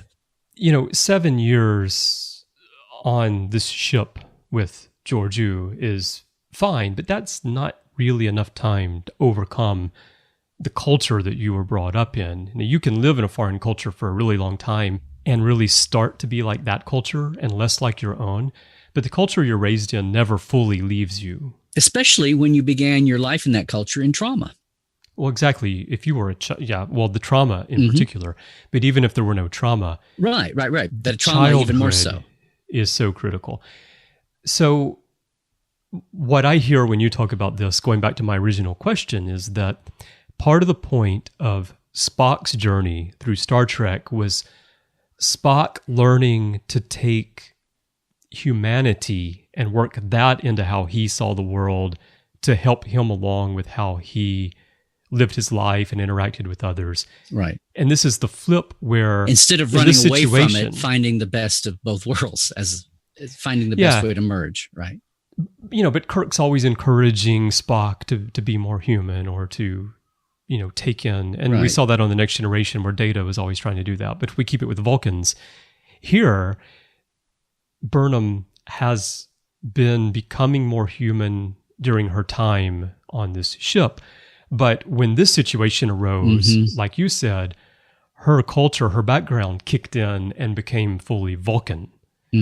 So she's embracing the Vulcan aspects, whereas on the flip side with Spock, we see him trying to embrace the human aspects. She just sensed the stakes. Much of his time in Star Trek. As writers and actors like to talk about the stakes, if they just been running around cataloging gaseous anomalies for 7 years or whatever, this is the biggest, crisis to hit them in a generation and a species that they thought had just kind of retreated back into the corners of the galaxy. Then she's on. She had her own. What was it? The fear ganglia. What's that Saru has. Yeah. If she has her own Vulcan fear ganglia, and then Ferengi's lobes tingle. But if she had that kick in like it had never done before, or had not done since she'd worn a Starfleet uniform, or in ages, or the first time since she was in the attack that her parents were killed in. Of course, that's part of the thing. Is are you going back to the trauma? Are you acting on your trauma trigger? Well, it would naturally be triggered in her in the situation. I think. Right. Anyway, that was interesting. Anyway, it's a lot of things to pull into there. But my bottom line was she had the right strategy. She was just not going to be able to get through the miniature Starfleet bureaucracy in front of her, the captain and the first officer or the second officer that she had to deal with at the moment. And it's neck pinching your captain is not the best way to win your argument, but but it's not Saru who stops her; it's Georgiou waking up. So the neck pinch wasn't strong enough, right? She didn't do a good enough job there. Otherwise, they would have fired on the Klingons, and who knows, the story would have been different. Saved a war. Okay, let's move on to another point. We've kind of touched on things here and there throughout our discussion, where we see a lot of nods to the original series and the animated series and the literary universe, and also modern Trek with TNG onward, things like the site-to-site transport, which made a bunch of people upset because technologically they're not supposed to be able to do that yet, which always just leaves me scratching my head like going, really, this little detail? Like, did you want them to take the time? They make a big deal out of site-to-site transport with Kirk 10 years later, but all they say is that it is tricky. They don't say they can't do it, correct? Right. Correct me if I'm wrong. Yeah. They just say it's tricky. And think about it.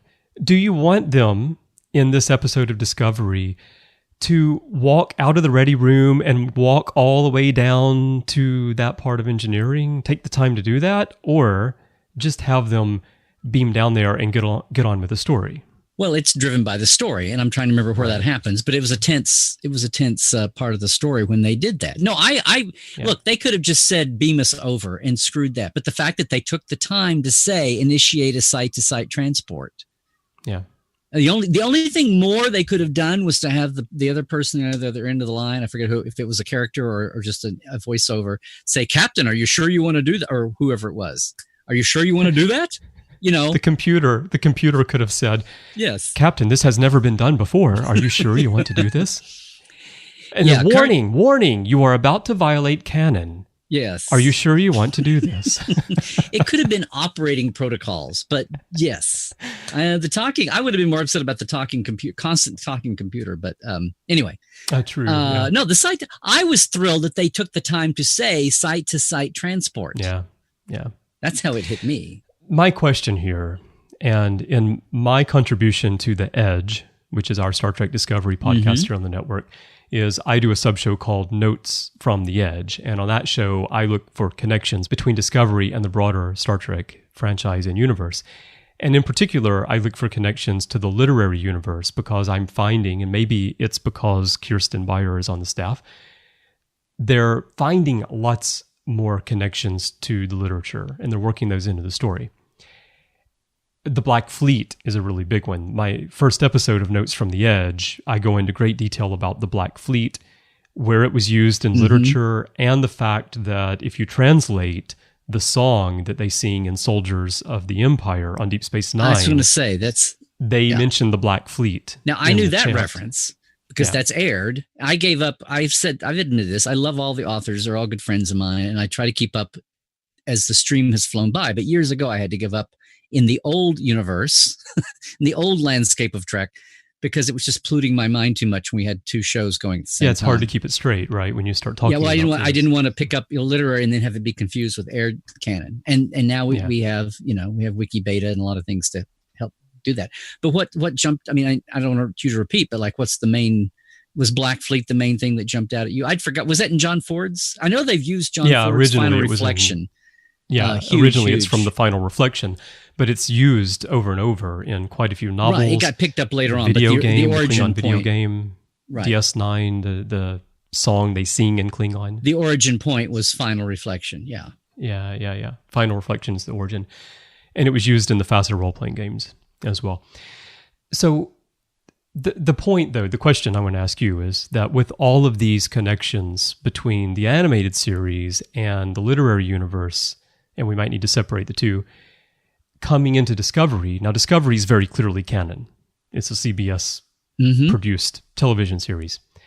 Do you think this will change the fan debate? Maybe not today, but let's say 10 years later when we look back. Is this going to change the fan debate over whether the literary universe is canon, or elements of it are canon, or whether the animated series is canon? I think some people forget, well, they don't know that I believe it's the entropy effect where that's where the name Nyota Uhura comes from and Hikaru Sulu comes from. They didn't have first names in the original series. Right. Their names came from the literature and were then used in the movies after that. So we have elements. We've always had elements that have come from. Well, and Nyota was never even used until the first JJ movie.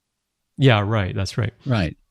So we've always had these elements that have been picked up and brought in that we accept as canon because they were on TV or in a movie, but they originated in the literary universe. So how do you think this might change the discussion or the debate? Well, I would separate them. Number one, for one thing, original series, the animated series, TASS, not to be confused with the old Soviet press agency. Thanks for clearing that up, Larry. We had a lot of confused listeners. There's enough mud out there clouding the airwaves that we don't need this. I remember at first blush, I remember animated series was canon because our first go around with trying to do a timeline, when Jeff Mandel was first doing his nonfiction zine, and we were the timeline that made sense, the Kzinti, and part of the reason, one of the biggest stumbling blocks against the animated series, I think both legally, because no one in the 70s ever thought about this lasting so long, or about estates and Niven's, estate versus Paramount and the overlapping bit there from was it Known Space was a series, the Kzinti. In the Kzinti universe, Kzinti were the first aliens that humans made first contact with, and there was a war. And so the original timelines that fans were, that the background fandom, all, 4 or 5 or 6 or 7 of them, of us eventually, by postal mail, were trying to merge the animated series in. So the Bonaventure was the first warp drive ship. And the other big stick was that the Kzinti were the first aliens humans encountered, before Vulcans, before everything, because that's what the Kzinti side of Niven's universe had been. And the Kzinti War and trying to merge all that. And it was I don't think people thought about like pulling out pieces of the animated series and there are parts I thought were cheesy, like the force field belts are obviously a cheap way to animate without drawing a complicated environmental suit. Okay. I get that. I was kind of going at the time for the technology level of the time, but it was always canon to me at first. And then Gene decanonized animateds. He did in the 80s, 90s, all through the original run of the shows. And then basically they got recanonized when somebody, I don't want to be cheesy about it, but I think when somebody said, hey, we could be selling these we could remaster these on Blu-rays and sell them. They became canon again. Now, backing up, there were beloved episodes, Yesteryear is the shining example, and Dorothy wrote it. So we'll pulling out elements of the animated series, and then, the canon is what is aired. Now, there are conflicting bits, and then we have to go to the level of, resolving the aired canon discrepancies. But aired canon is what you go with. And if there's evolving aired canon, like from USPA into the UFP, then you either ignore it, or you just say they're evolving, or you get really creative as the years pile up and you come up with, well, USPA was the Earth agency and then it was still around in some way and Kirk still referred to it even in the Starfleet era. Okay, whatever. But there's an evolution to canon that we're just human beings doing a TV production. That's just what's going to happen. So shut up and find the canon retcon. Find the gap fill, find the canon smoothing that's going to make it work. So the other end of this is that the originals, the animated series has had this political, it's canon, now it's not, now it's canon. In the next 50 years, it might be in and out and in and out. Again, who knows? I think the more time goes by, the more it'll settle in. And it seems to be pretty much there now. But that's one level. What fans do in their own head, if that does happen and it's out of canon fashion and now it's back into canon fashion, fans are still going to have their head canon, which was a thing that always existed, and it's only been like world building or cinematic universe is a term that got invented finally, but people in Star Trek were carrying it around 20 years ago and didn't know it had a special term. But I think people are going to have their own head, just like everybody carried their head canon of, whatever you think of Dr. Caniclius and the giant Spock, or whatever you think of the force field belts or the Kzinti, people inherently loved Yesteryear, and it felt right, and it felt there. And, oh, look, Dorothy wrote it herself. And look, they got Mark Leonard to voice Spock. So everything about it just felt right. And so people, Mike and Denise used it in their background references. And then finally, the writers, especially Enterprise, went back and used that. But even beyond the original series, the animated series, I think, is a thing apart. I don't know who's arguing that it's not canon now. I have no use for them. Everybody, it's America. You can go off and think what you want to think. But in the major discussion, I don't know why that's a thing. Now, same token, only flip. Literature cannot be canon because it's there. It's had a lot of different regimes running the publications over the year, doing the editing, doing the direction. There were a lot of loosey-goosey things in the early days. Ishmael's son, got published before anybody realized it was a glorified fan novel story that was cute, using all the guest stars from Trek who were in Here Come the Brides, and they totally told Here Come the Brides, and no one caught it. You know the story, right? They had to go back and pay Screen Gems, Columbia, all this money because they'd used, Mark Leonard's character on Here Come the Brides was Aaron Stemple, and they used the Bolt brothers and the whole thing of the Seattle women being brought to, the Massachusetts women being brought to Seattle in the lumberjack days, which was a real historical thing. It's just funny that this novel came out, and I was like, oh, this is cool. They've used Here Come the Brides with the tie over because of all the guest stars.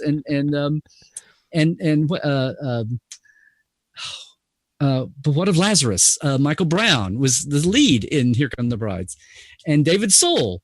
They had 3 Star Trek guest stars on this show. Anyway, my point is that the pendulum has swung on it's hard to call all of literature canon, and they've even made the attempts to unify it. A few years ago, they had the unified concordance of all the fiction up till that time. And now the regime has been so awesome the last 10, 15 years with Paula Block in, and Paula Block even as a consultant, and what Pocketbooks has done, and what Kevin and Dayton and David and Keith and all of that. And I'm going to get shot because I've left some of them out. Yeah, Kirsten and Una and everybody. Yeah. Right. And they get together and they've really made it something. In 15 or 20 years, will that still be the case? I don't know. I hope so. I hope we've got to a permanent level of awesomeness here with the interconnectedness of the fiction, how they've planned everything out.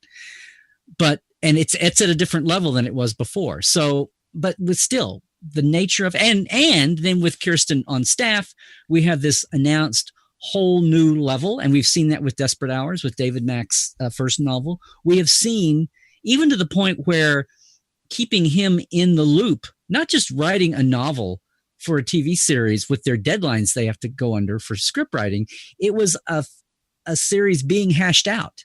It was a series being hashed out in flux as this incredible melodrama soap opera of a launching period was happening, and things were coming in and out and being switched around and driving everybody crazy. And here's a poor novelist who could have been totally left out in the cold, but they brought him in.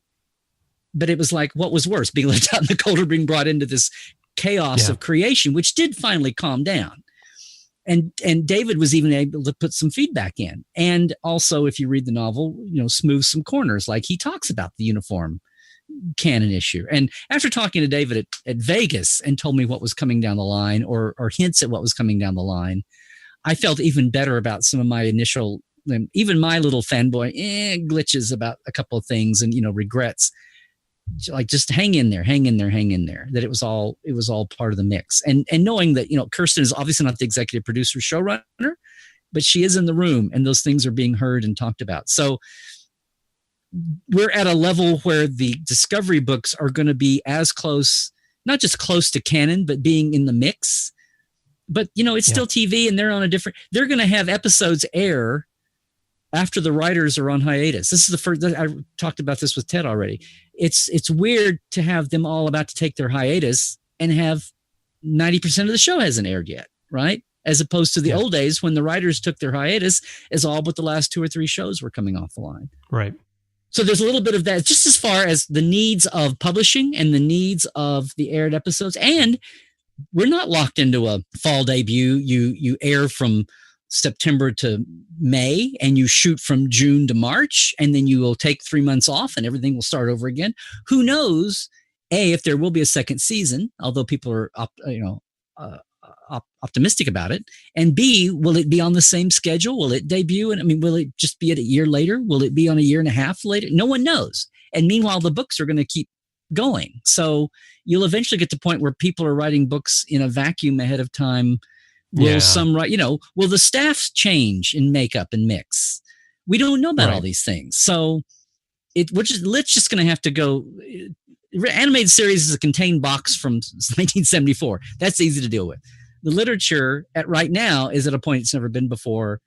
I don't know. I'm trying to throw all these things out there to let people realize there's so much. They're not the same. There's so much in play. It's at an awesome point right now. It hasn't always been there. It may not, sadly, stay there. But for right now, let's do all we can to keep it there. Yeah, I think it'll be interesting. And for me, at least to start here, like with Desperate Hours, these books will be canon for me just in the same way that I consider Mosaic to be canon because Jerry Taylor wrote it and it's all about Janeway and she created the character. So it's a book, but I mean, it all came from Jerry Taylor's head. So I was going to mention Janeway. that. And yes, absolutely. And the way that Gene did the novelization, the motion picture. Mm-hmm. But sadly, when Jerry had retired and was no longer in the writer's room, they came away, they changed B'Elanna's mother's name. I mean, there were things that got changed because Jerry wasn't there. And I think someone in the room would say, because I know licensing made up a list of all the points from Jerry's two novels, Mosaic and the other one. Pathways. Yeah, Pathways. There was a list of all the story points to use for overseeing novels and whatever needs. And the writing room had this. And there were specific times when they would change something and say, well, we're going to do this because we need to do this, or this has happened. So it's like, it's not a guarantee, sadly. Yeah. It's human beings in a creative mix. And that's what happens. Mm-hmm. Well, we'll see where it goes, but I find it interesting how the lines are being blurred a little bit with this series, and we're seeing this stuff come in that we wouldn't have necessarily seen in the past because it's a whole new game. Yes, I'm not trying to down anything. It's at a level it's never ever been before, and I hope it continues. And it's the same way with the comics. And I hear that Star Trek Online is going to be doing a Discovery element, and I'm sure that and STO has been so great about their own internal continuity and in a vacuum of no new production happening with old pieces of Trek. So no, I have a feeling we're going to see the biggest level of coordination ever across all platforms. And speaking of Star Trek Online, CBS considers the Enterprise F to be canon because they sanctioned the contest to design it, and it was designed for Star Trek Online. So, what makes something canon and what doesn't is interesting. Okay, well, we are at about an hour and a half here, and we want to cover a few more points. So let's move on to our big questions. And this first one, I don't want to talk about very much right now, but it has been pointed out by quite a few people, and I think most of us, especially Niners, had this feeling watching Context is for Kings. Could the USS Discovery be a Section 31 ship? Because the registry number is 1031, which would be kind of clever, but also kind of obvious, and it's probably just a coincidence. The behavior of Lorca feels kind of like Section 31. I don't get the impression that everyone on the ship is part of Section 31. I don't get the impression that Saru is part of Section 31, but maybe Lorca could be. I don't know. I mean, what do you think about the possibilities of Section 31 being worked into this? Well, again, my whole take on the Section 31 bit is all those things do feel right, and the whole why call out the riffraff walking down the hall says, "Oh look, I've never seen a black badge before," and they did the close-up insert of the black badge. Yeah. You don't see the face, you don't see what character's wearing it, but you just see that it's on someone with one of the black field jackets on. Yeah. Why call that out if that doesn't mean something? So it might not be Section 31. It might be the Manhattan Project for this pod thing all only. Yeah. But here, my main point is what guides me on this is at day one, Bryan was asked point blank, will we see, people shot 3 or 4 things at him. Questions about the show when they were being very tight-lipped. On the very first day, they were announcing bare details. The big reveal was it was going to be Prime. And then a few more things got pulled out. And somebody asked him 3 or 4 things, rat-a-tat, and one of them was Section 31, and he said no. Now, that was about 47,000 years ago, it feels like, in Stardate times. Bryan is no longer running the show. It's his basic original blueprint. Has something been altered since then? I don't know. But again, is this something else? There was even somebody forwarded to me a clip, the pullback of Lorca in his menagerie window. Yeah. By the way, they're doing all these Voyager things right now, which are very cool. They're showing you where all the rooms are. There were at least 2 of them. They're pulling back, and it's like, okay, are you going to keep it there? It's like, okay, Canon folks, write down the menagerie is down here under this thing. Yeah, that was a weird location for the room for sure. The engineering test bay, when they pulled up the Jeffries tube and out, it's on the starboard side of the spine, coming down from the dorsal. Anyway, close to it. But when they pulled back on that, someone sent me a frame, and there's a window pattern the skinny oval windows, like ding, ding, ding. Yeah. There's a window pattern of 3 and a space and a 1. And someone said, do you think this is a clue? And I was like, I don't know. And I actually sent that to John Eves. And I said, okay, I just said, just read this. I just did a screen grab of the whole question. And he just laughed. He was like, some people will see it in anything. So, yeah. This would be like the villain or the killer who wants to get caught. And so they leave these little clues everywhere. Like the designers of Discovery are like, we're a Section 31 ship. Why don't we make a couple of windows on the bottom back corner of the ship look like a 3 and a 1? I even saw a thread. A lot of people I think I knew were in it, but there was a whole thread about it's so insane to think if Section 31 is so, deep state that why would they have their own patches and uniforms? That's totally antithetical to, totally counterintuitive to them trying to be secretive, unless that's exactly what they want you to think, and then they laughed and they show Sloan and his guys in DS9 and they're all wearing those token black outfits. Like, oh, it's just the token black villain thing. And until it's not. And then they show, what's his face, the character from Enterprise that was trying to recruit Reed wearing the 200 years earlier black version of the Section 31 standard uniform or whatever. No, I really hope it's not. It's so overwhelmingly in your face. But that's the thing. Like, it's too in your face. So my feeling is that I won't be surprised if we find out that there is a Section 31 element going on, because this is kind of the thing they would do where they feel like we have to do something that can't be sanctioned by the Federation for the good of the Federation. And so maybe Lorca's in on it somehow. But I don't think that this is a Section 31 ship. And I don't think the series isn't going to be about Section 31. The black badges, I think, tie into the same reason it's called Black Alert when they use the Spore drive, because that's just the label that's been given somehow black. And so they have black badges. Yeah. Like people, now, even though Stamets has a regular science badge insignia. Yeah. The people who have the black ones seem to be some kind of guards. And that's where maybe the Section 31 element could play in a little bit. There are a few people who are in the know on that, but overall, the people on the ship, like Stamets, I don't get any impression at all that if there is a Section 31. He was Mr. Science Guy. He got sucked up into this. His old college buddy, co-researcher has been killed now. He feels partly guilty for it. And he's just into his science. He just resents this. He's the Oppenheimer with the Manhattan Project here. Right. That's been pulled in. Yeah, he resents that his research has been hijacked for military purposes. Sure. Right. I even it hit me, I was talking to somebody about, there's also a little bit of, with Stamets, there's a little bit of a David Marcus Genesis project going on here. Yeah, I can see that. We've always been the pawns of the military. And that was 100, may I say, Canon folk, that was 100 years later. So, and he was a young buck. So the fact that this is that earlier time with, dark corners and perfect people. Not so perfect, still dark.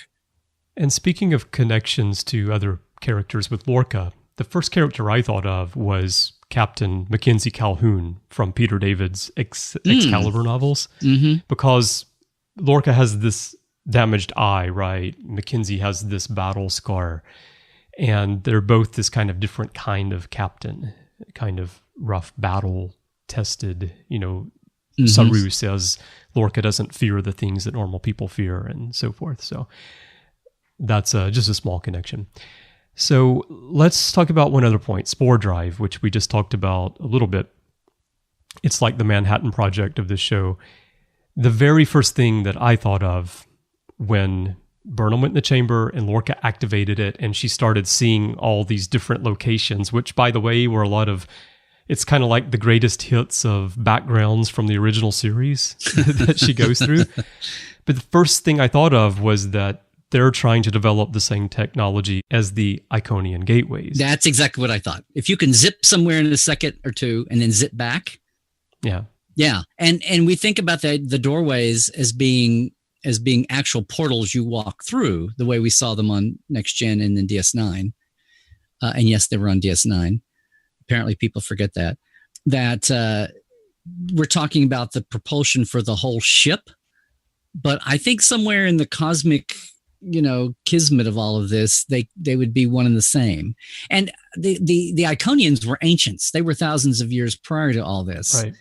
But if they're whatever the Stamets' little wonky philosophy speech about biology and physics being the same thing, if the Iconians stumbled across that early on and found whatever ingredient worked for them in that time period, and if it's coming out of the same basic concept on that quantum level.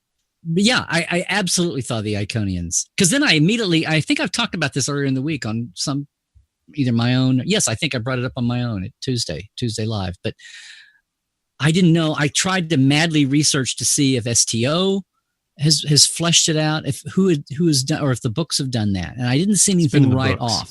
Yeah, the actual technology involved. Oh yeah, I mean that's it's a key part of in the DS9 relaunch. Yes, there's a short story called Horn and Ivory, which Matthew and I have discussed on Literary Treks a long time ago. Well, enlighten me. And the Iconian gateway technology is one of it's how Kira ends up on Bajor back prior. It's kind of ancient times on Bajor. And that is facilitated by this technology, which in this situation, you can use it for time travel as well as location travel. Okay. But do they actually say what are the nuts and bolts of what makes it go? Oh, the nuts and bolts, not so much. That's in fact, what I'm saying. Quite similar, yeah. That's what I'm saying. And the fact that it could be, bioneural gel packs. I mean, it could be it could be some kind of organic, crossover. Right. Yeah. That's what I'm saying. If that has not been spelled out by anybody or tried to be and some people might say, well, like the person who tweeted to us when Lorca had the Tribble on his desk and said, no one had ever even heard of a Tribble in the original series. That's not true. Until The Trouble with Tribbles. And I thought, well, the people on the Enterprise hadn't heard of it, but Serrano Jones obviously had because he's selling them. So, right. They've been around. Right. And the Klingons had because yes, they had to go exterminate them. So, sure. But people might say, well, they didn't discover the Iconian gateways until the Next Generation and Contagion, and so how could they possibly know? But this could be just independent discovery of a similar technology. Right. Or it could be that some Federation ship encountered one of these Iconian gateways, and now they're trying to figure out how to do that themselves, and they're finding a different path, technological path, to get the same result. Well, or if it was an accidental discovery. Stamets and Strahl. Which is more likely, right? Yeah, which was actually, that was the name of my first law firm. If they just went down this path, like what inspired them to go into this field of research? Did they stumble into it? Did they see somebody from before them that they wanted to continue their research? Well, according to Stamets, Larry, it was awe. That's what got him in. That was the weirdest line. I'm like, okay. Oh, shucks. Yeah. Well, I hope that wasn't the first day that Michael had to shoot. I hope he had some days to work into it. But my point is, we're just drawing comparisons. We're not saying literally it's the Iconian technology. It's like literally this, literally that, but it's in that flow, that spectrum. And if fans are going, what the huh? It's the same reaction that Michael or some of her team had. I love the fact that Landry just sits there. They keep doing cutaways to her listening. Yeah. She never opens her mouth about the whole thing, but that he's defending this, and whether he needed to or not, he gets very defensive about, you're a moron. You can't understand the intricacies of all this. And she doesn't say, I know it already, but she starts putting it together because she understands root word syntax, but she understands the English language. But, she had a, if not dubious reaction, at least to now, what is this? And that's where everybody, that's the point of view of the audience. She's the eyes of the series.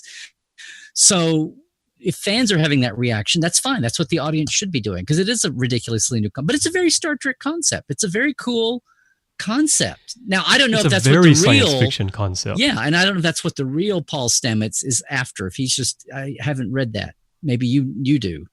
But if that's really what if he's looking at mushrooms as a way to propel to propulse a faster than light travel, or if he's just looking at all the uses of spores in unconventional ways, or just trying to look at their properties or whatever.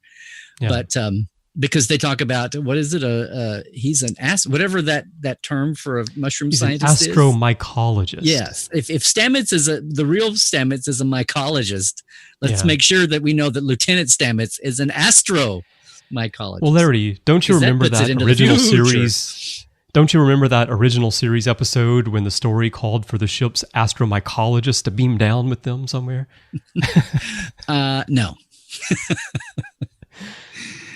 Yeah, no, but I did. Back to our central point, I totally thought of the Iconian gateways. And again, if they weren't I didn't think they were the literal gateways, but if they're on that plane of technology. Hey, the Romulans use a black hole for the center of their warp drives. They don't use antimatter. Singularity, singularity. Sounds really dangerous. Mm-hmm. Much more dangerous than spores. And when you start talking about double singularities, that's when it really gets tricky. That's how you soup up a warbird, right? You put a second singularity in there.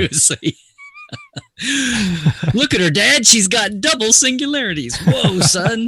Whoa, son. Excuse me, Romulan voice. Okay. That explains why she's got that big tail fin on the back of the ship. So, all right. Okay, well, let's move on to one more thing. And this is a different kind of storytelling. I was just noticing that when I see people who are really having issues with these episodes, I notice a pattern. And it seems that a lot of the angst comes down to people who don't like this style of storytelling. They want more next generation style episodes of Star Trek, which is understandable. That's what we all love. We're Star Trek fans. But this show's being made in 2017, and it is being told more in line with present-day television, present-day shows. It's exactly what I expected personally, which was one long story. The idea of having a prologue and then a pilot, and then you go into the story, because I feel like the first two episodes were a prologue. Right. And then Context is for Kings is the pilot episode. And now we're going to find out what the rest of the story is. That makes sense to me in a modern storytelling setting. It's really different than what's happened in Star Trek in the past. But it seems like a lot of people they don't like this, and they don't like the idea of the captain not being the main character and the story being told through the eyes of a lower ranked character. And now, and this is a twist none of us anticipated, not only is the main character not the captain, she doesn't even have a rank anymore at the moment. She's not even in Starfleet anymore. She was thrown out of Starfleet for mutiny. Now, she may get a rank again under Lorca. I think it's probable that she'll get a uniform and a rank and all that. I think that's got to be coming. Yeah. That's just a different way of telling a story. And I saw David Gerald mention the other day that he said, it looks like Discovery might shape up to be a good show. I just don't know why they are calling it Star Trek. Oh. And that plays into a lot of the comments that I hear from fans, which is that the story's interesting, the show's good, but it just doesn't feel like Star Trek to them. But I think it's very Star Trek. It's just a different kind of storytelling. I think people are letting their framing get in the way of enjoying this. And I'm not being a blanket cheerleader for the show. I still want to see them work into blue, gold, and red pajamas and the touch screens.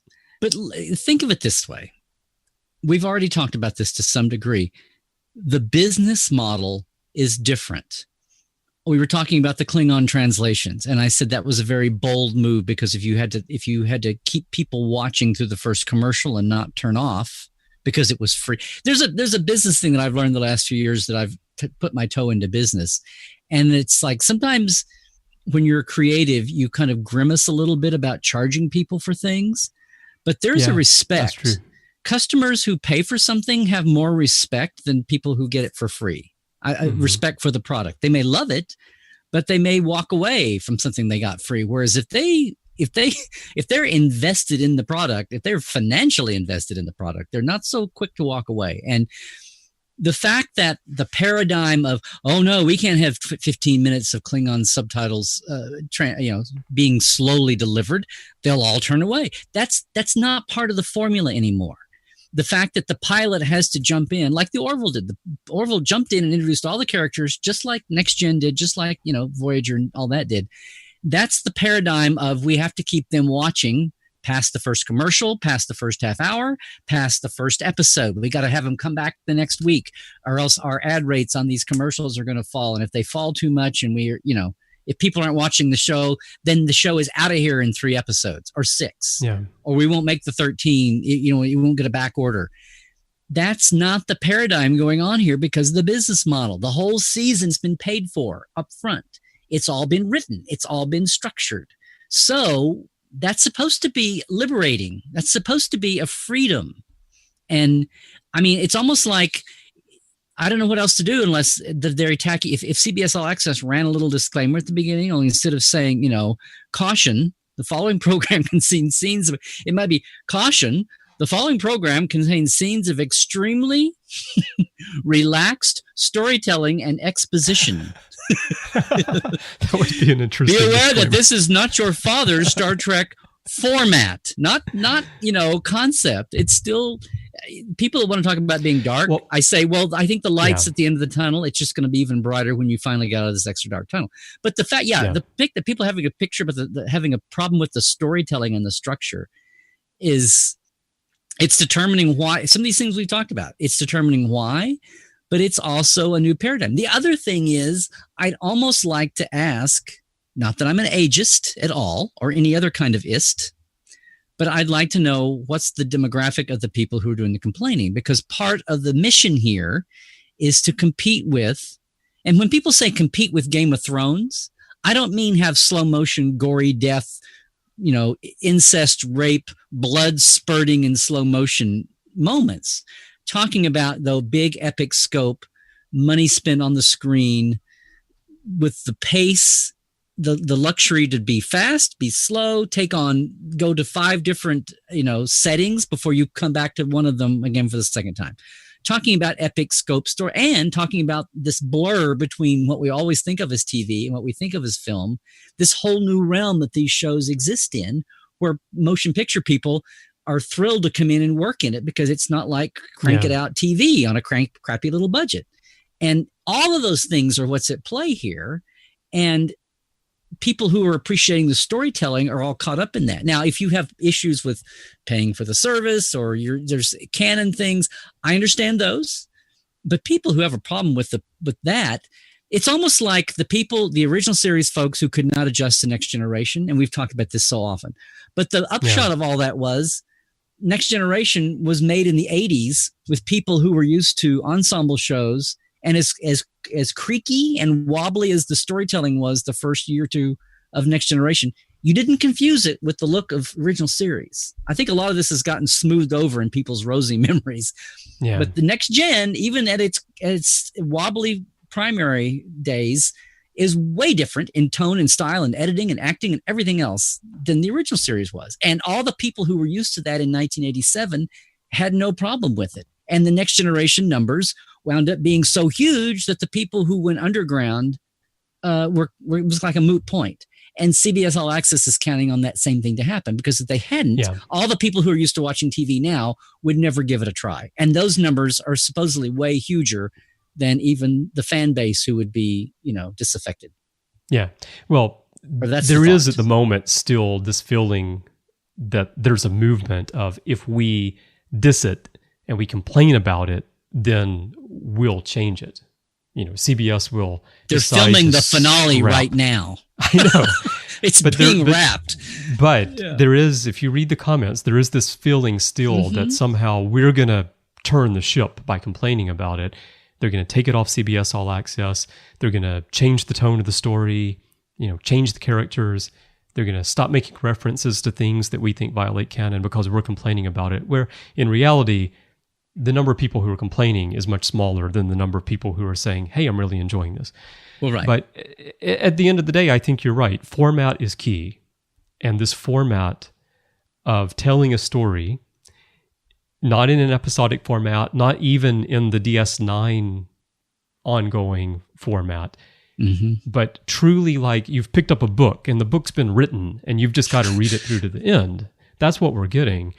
And that's something I think people aren't accustomed to. They weren't expecting it from Star Trek, and it's going to take some time to adjust to it. But I still think in the end, down the road, people will look back and they will appreciate this story the same way people now love Enterprise, but they complained and hated it at the time. Right. Well, Larry, there are a lot of other points that I would love to chat about. A couple of them just popped in my head right now, such as what would Enterprise have been like if it had been launched in the age of social media where we had Twitter and Facebook and we had podcasts and all this stuff like we have now. But let's save that discussion for another time because we're about to hit 2 hours in our discussion of Discovery. I'll top you with one little thing. What if Enterprise had existed today and been allowed to have that whole first season when they're still on? Talk about your slow motion setups of exposition. But they'd been allowed to have that first year on the ground. They probably would have been allowed to if it were made today and it were on CBS All Access. Because what if Voyager had been allowed to have its whole last year back at Earth? Yeah. Finally, this whole thing about Burnham. This is one thing I would say real quick. Burnham's point of view and how that's been controversial and how she was in prison and had no rank and all that stuff. All you have to do is go back and think, how would the Voyager caretaker pilot have been if the whole thing had been through Tom Paris's eyes? Yeah. We went through his Maquis, his Starfleet stumbles, his Admiral Dad yelling at him, right? And dissing him and disowning him and him feeling horrible. And we see him stumble from Starfleet into the Maquis and then finally into prison. And we go through 2 hours of that. And then at the end of it, he's out with his ankle bracelet and this captain shows up and says, I'm going to go. Hey, I want you to join my crew. And he goes, are you serious? And she goes, yes. And then we get 5 minutes at the end where she's like, okay. And they all hate him. They all hate him. They all hate him. They all leer at him and stare at him. And then, oh my God, they get sucked to another part of the galaxy. Wow. Who knows what's going to happen now? Maybe I can be of help. I mean, that's all we're seeing here. We just took caretaker and like pulled it inside out a little bit. Yeah, it's a good point. We substituted sporocystians for spores. That's what we did. Yeah, we just shortened it like editors do. Yeah. So. Anyway, I do have to say, well, that's a great point, Larry, but I do have to say that is the worst Captain Janeway imitation I've ever heard. I did it on the run, Chris. I'm sorry. Okay, we're going to wrap up and let everyone go here. It's been a lot of fun talking about Discovery, but this isn't the only thing we've been discussing here on the network. So here's a quick look at some of the other things you may have missed elsewhere on Trek FM. Previously on Trek.fm, The Edge, a Star Trek Discovery podcast. For an opening episode to get that relationship, like you could see that crew really had been working together for 7 years, which is so not normal for a launch for a first episode, right? Because you've got the odds, but they seemed to have working forever together. The camaraderie that they had, the trust that they have with each other. To the journey! And then, they're all up on the bridge and everyone's like, oh, what's B'Elanna doing with her day off? And Tom's like, oh, she's binge watching Bill Nye. She's been there, in her PJs since 8 o'clock this morning. I can picture her. She's been watching Bill Nye all day. Tom comes home and she says to Tom, Tom, have you ever thought about wearing a bow tie? That look good. But if he's on the bridge and says all that, would Captain Janeway know who Bill Nye the Science Guy is? Yeah.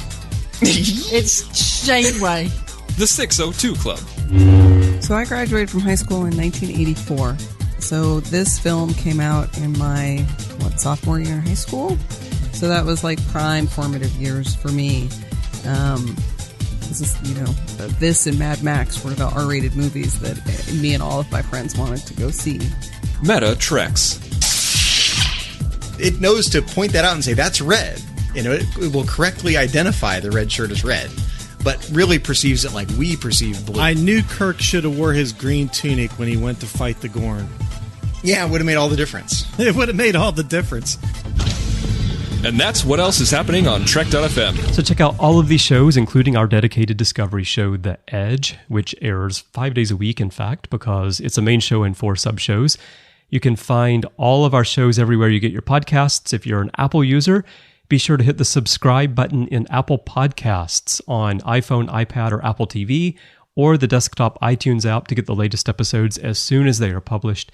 And please leave us a star rating and a written review.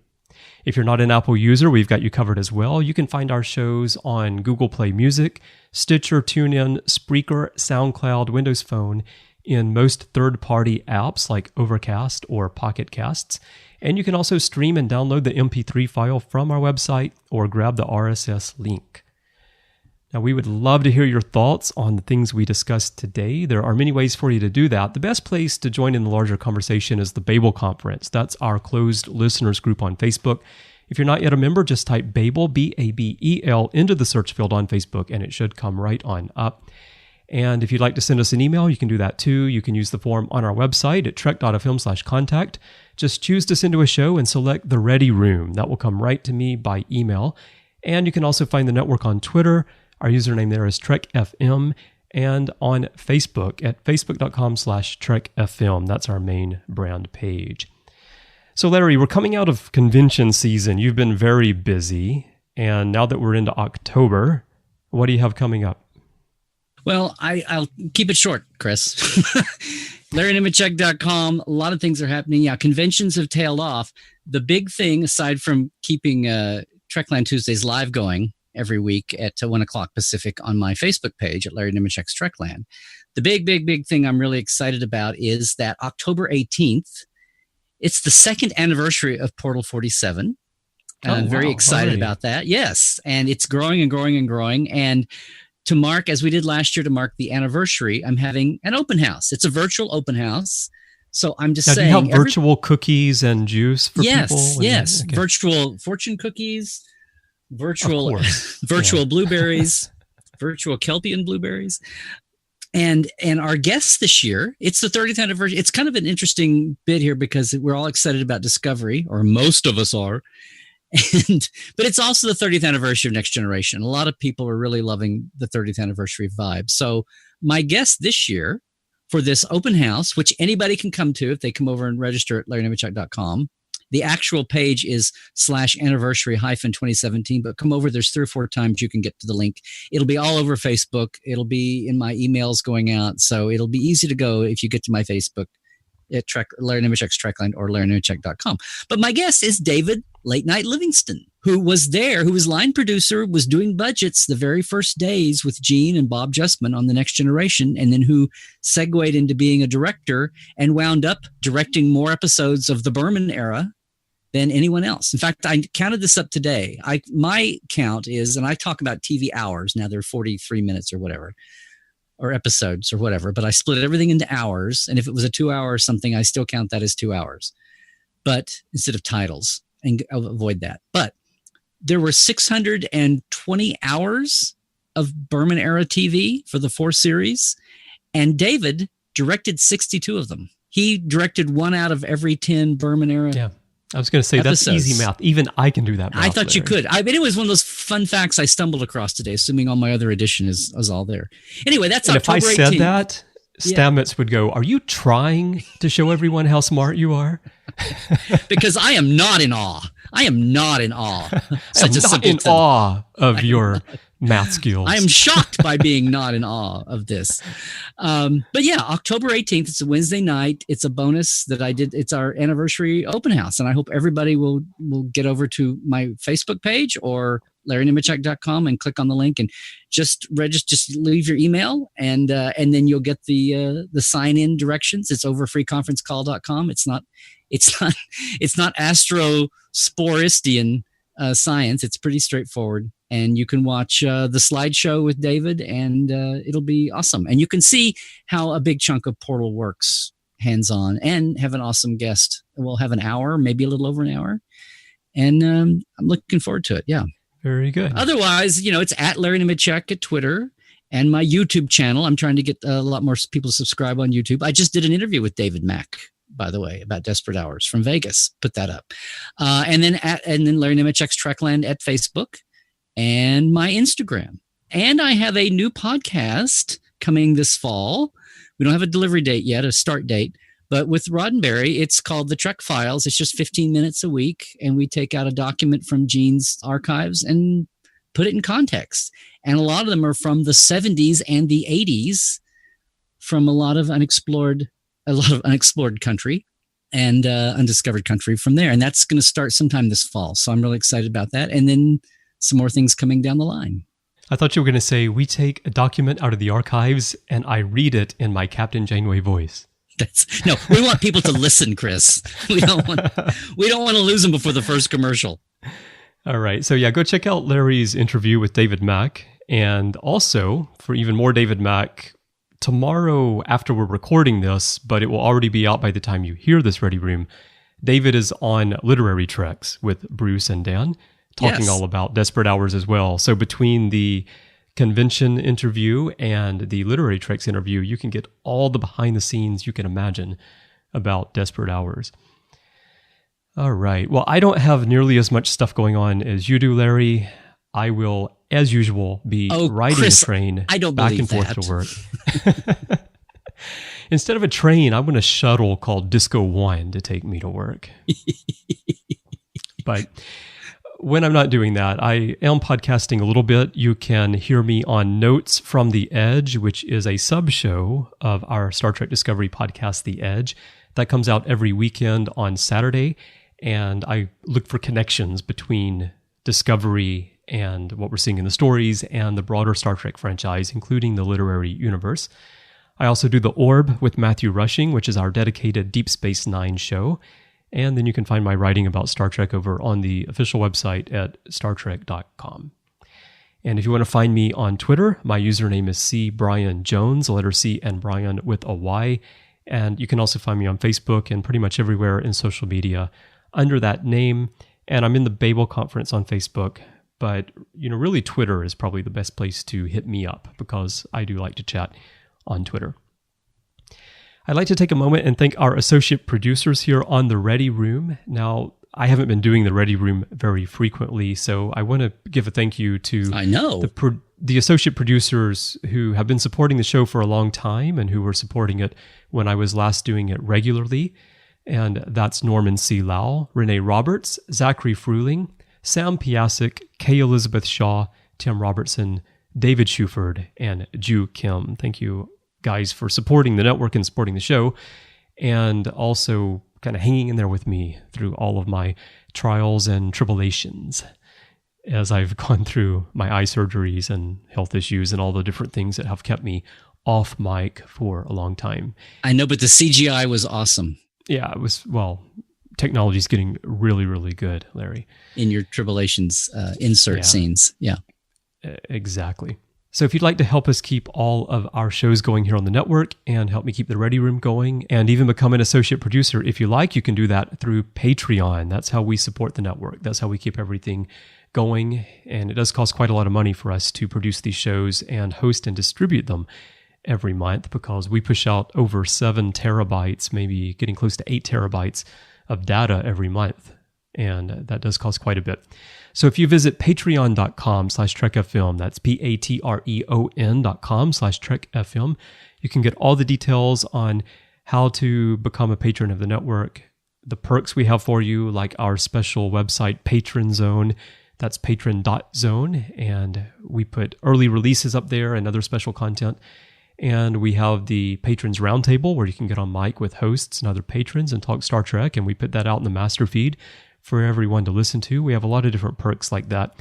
And all the details are there. Patreon.com/TrekFM. And I really appreciate any support you can give us. And I do hope you'll join us and become part of the team. Well, Larry, I didn't think we would talk for 2 hours about Discovery today, but then you again... need to do a Ready Room more often, Chris. This is...